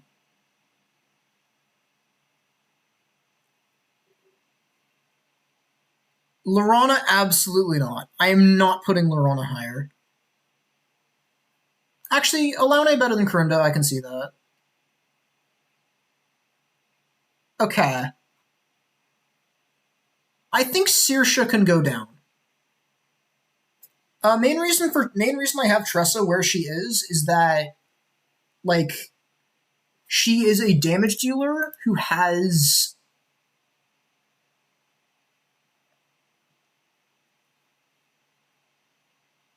Esper has a niche and Macy does not. Yeah, that is my opinion. Esper has a niche and Macy does not. I could see Steve over Tressa, especially with the BP regen. I thought the BP regen was something that was bad at level 1, but it actually isn't.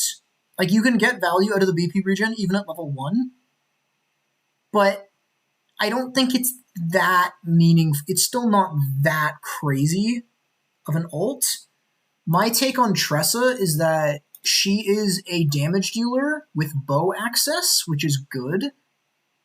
She's a damage dealer that has bow access as well as hang tough to make her actually tankier than your average damage dealer. And SP Saver is nice to let her frontline better.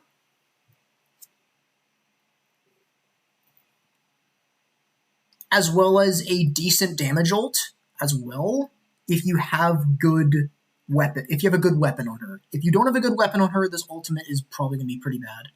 She does have competition. That is correct. But, like, she's the worst two-tiered... yeah, but the ult is better than Ludo's. Yeah, I can... well, I mean, she's a better two-tiered... she's the worst two-tiered shot user that you'd actually want to use two-tiered shot on. Like, you don't want to run two-tiered shot on Corinda, for example. Yeah. And, like... arguably, you might not want to run it on Fen either, but, like, I can see running two-tiered shot on Fen. Like, I could see, like, I could see for, like, mid-game, like, a no surpassing power Fen build with two-tiered shot. Like, just skip surpassing power, run, I don't know. And then Delish, yeah, Fen's attack is solid, but I'm not sure if you'd want to Lamau. But like the thing with Fen is just like, you know, you want him to be a support. He's mainly there to click his ult. Same with Delicia a little bit too. Like these two characters, you can use them as two-tiered shot users. I'd argue Delicia's better than Fen at it. Her ultimate would have just been hired help. Tressa's ult is decent, but like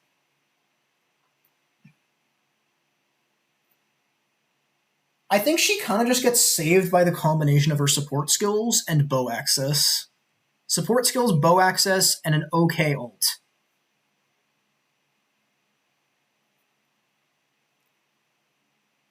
Like, notice how no one in the top tier has a damage dealing ult. Yeah, because the main reason that none of the top tiers have damage dealing ults is that damage dealers are fundamentally replaceable, whereas someone like Pius, Delicia, or Richard, all of these characters have party roles that cannot really be replaced. Fen ult survivability, Richard's ultimate battery ridiculousness, Delicia's ultimate, Pius's ultimate. Okay. Prim higher. I don't know about Prim. Prim is tricky. Cyrus versus Isla is another thing I'm not sure on.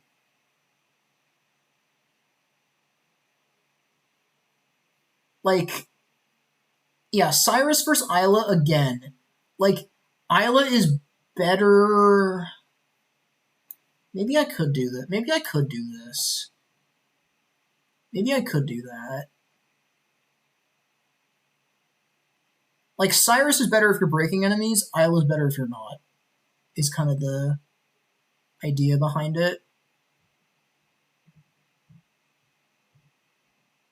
I mean, I think we should give credence to no break hyper offense, yeah.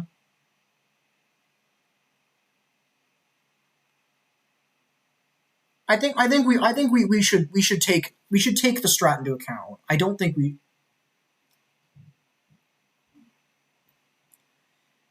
like Isla's better for no break hyper offense. Cyrus is better for playing the game more normally,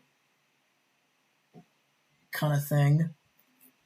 I think Saoirse should move down, like not tier. I think she should stay in great. I just think she's a little high.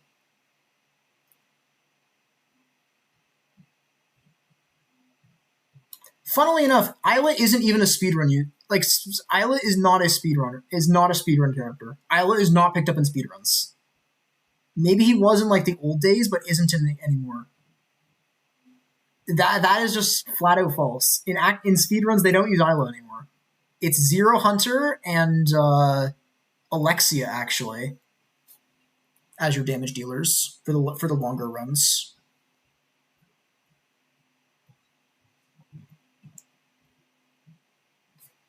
Okay, I think Saoirse should go down. All roads return to two-tiered shot.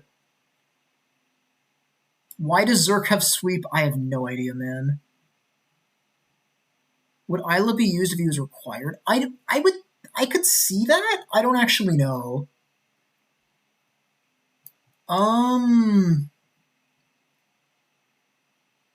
Like Saoirse, okay. Saoirse has her ultimate to just completely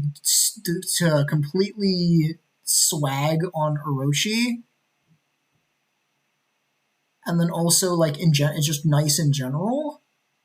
And then back row dancer is also pretty good. And in fights where you're say using doters, maybe do that at minimum. I think doing that at minimum is fine.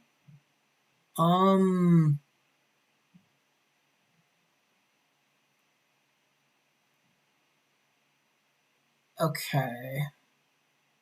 Laurana, I think, is moving. I think Laurana is staying where she is. Zero on top of grade, I think, is chill. Yeah, I like that. Laurana, maybe I do move. I don't know. Maybe I do move Laurana down. Actually, no. I think she's okay where she is.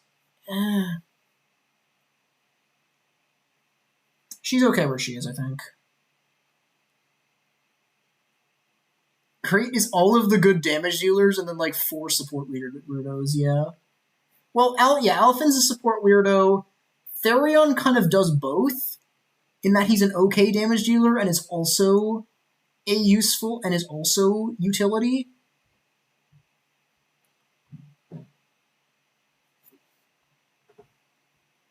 I think the Blade has sweep. Yeah. I don't know. Okay. Should Saoirse be any lower? I don't think so. No, I think she's good. I think she's good here.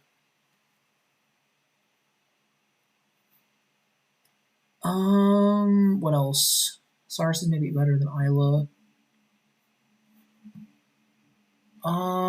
Okay. What are the other things? Yeah, Alane better than Corunda. Is Spare lower than Macy? No, I'm not doing that. Trestle lower. I could maybe see Stia as better than Tressa. I'm more considering that you have access to every character here. So, if you don't have all of the great characters,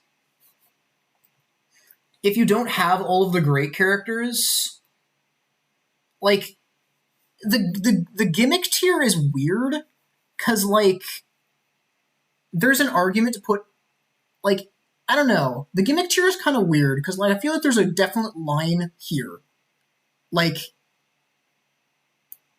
Alaune and Corinda are both kind of gimmick characters where their actual placement on the tier list would probably be closer to acceptable. Whereas Viator and these two can be treated like low great, and these two can be treated like high acceptable, I think. This is assuming glitch, by the way, on Goodwin. If you aren't assuming glitch on Goodwin, I think he's acceptable. Or maybe even niche uses. But assuming Vast Energy glitch, he is absolutely gimmick. And the thing about Stia is, yes, you can use Vigorous Strike on her, but also her physical attack is completely average.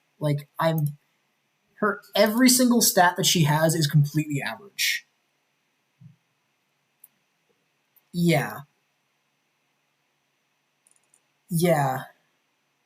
Viator also has a glitch too that benefits him as well. He has there's a glitch that lets you get perfectly consistent provoke, which is insane for him specifically. lets you cheese things early with parry, and also like consistently use his ult. But again, it's the gimmick. You have to go into the gimmick. If you set up your team to abuse the gimmick, it's going to be good. If not, it's not going to be good.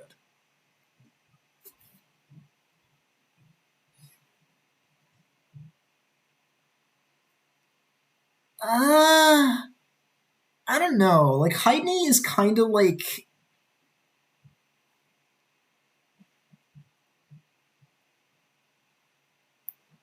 lower defenses is just kind of outclassed by this dude. Yeah, Corinda Viator. Yeah, Corinda Ramiel. Yeah, that was kind of similar to how I won as well, except I was also using Hunter's Drive.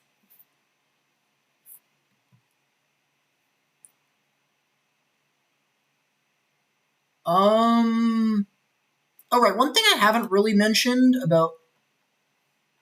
Okay, so Alexia does have incidental analysis. Analyze is kind of an interesting thing, where it's like technically useless, but like also like for the average playthrough, it's not useless at all. Like on repeat playthroughs, or if you're looking up weaknesses, Analyze is technically like completely worthless skill and does nothing. Could also be talking about him with this. But like on a first playthrough, obviously very useful. There is that one NPC though, the information broker who just gives you 3 weaknesses when you use him, which is really nice.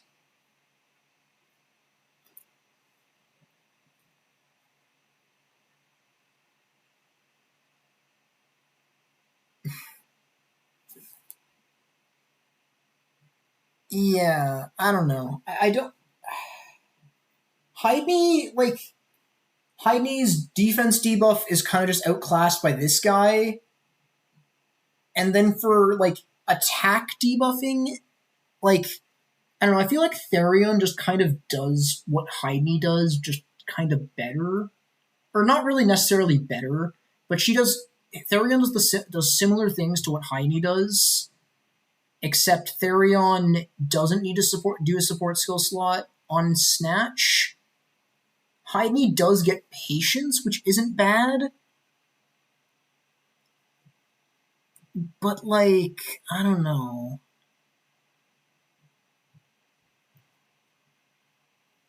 I think Heidney in the slot I think is fine.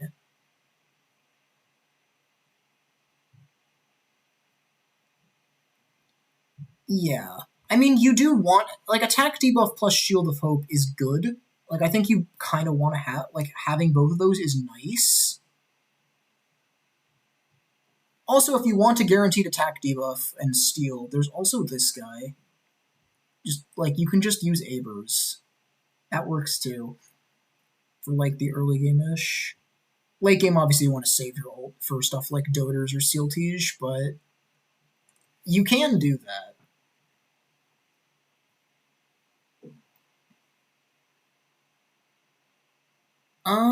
Okay, so I think I'm okay with this tier as is.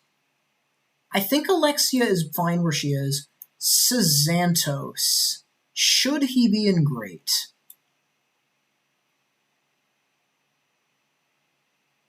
I mean, yeah, that's why Solon's down here. That is why Solon is down here. The pain of Abers for boss fights is, yep, it's having Snatch on 0. Yep, exactly.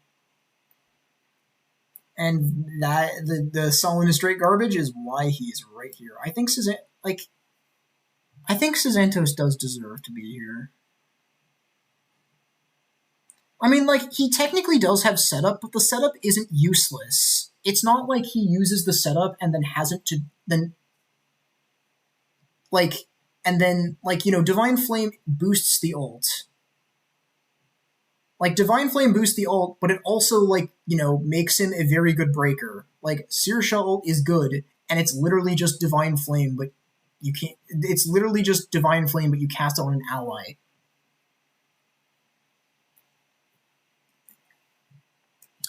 Really, the big issue with something like Divine Flame, yeah, I think Ulrich can. I think Ulrich has a little bit more going for him. I think he's fine. Okay, I'm gonna try and wrap things up. Yeah, yeah. What about the acceptable tier? What about the ordering here? Also, like, surely that. I think Rondo gets to be better than Zerk. I feel like Rondo gets to be better than Zerk. The acceptable, yeah, I think the acceptables are fine.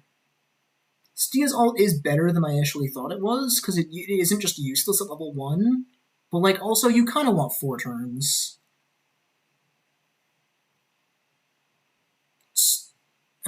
Tresses versus Stia and Ophelia. I don't know. I feel like Tressa brings enough to the table. Tressa's trying her best.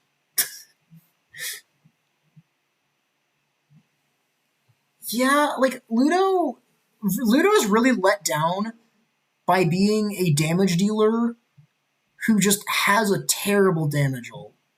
If Enervating Thrust was like actually a good ult, Zero, he would be pretty. He would be pretty.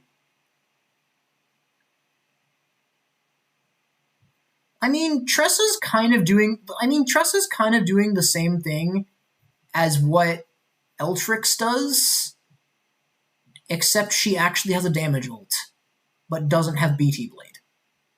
Like they're both here to click 2-2 shot.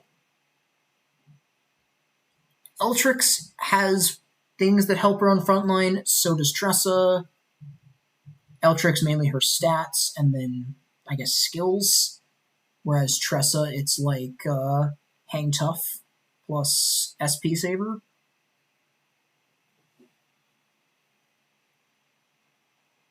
Like I think I'm fine with Tressa where she is. Transfer rune. Dude, I'm trying to think what the really stupid shit you could do with transfer rune.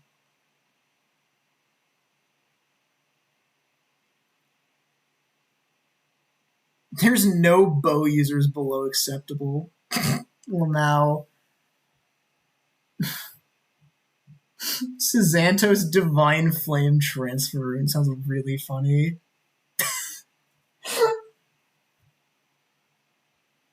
Step Ahead Masterable, yes, please. Oh my god, could you imagine Step Ahead Masterable and with fixed turn order? I bet you that's how it works. I bet you the reason you're giving up your fixed turn order with Step Ahead is because that's considered your turn as your fixed turn order.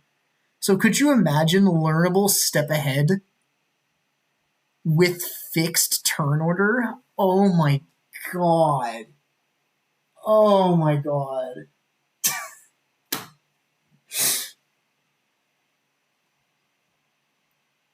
Yeah.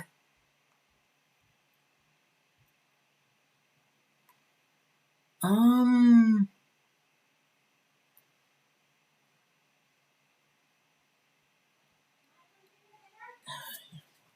Step Ahead does work from backline, by the way. People mention this. Yeah, yes, I heard dinners. I'm busy.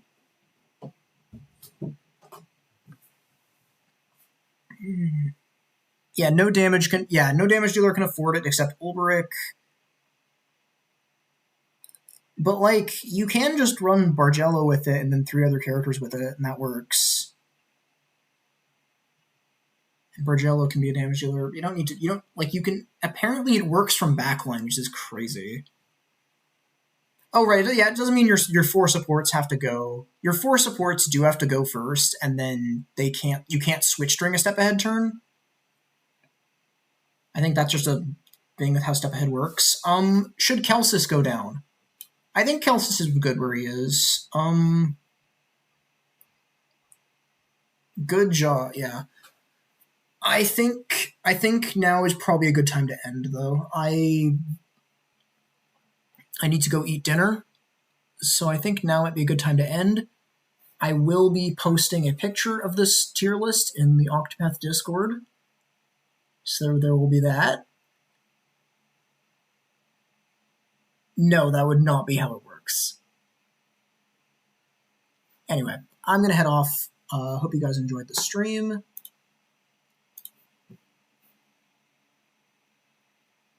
And I feel like we made a good tier list. Dang.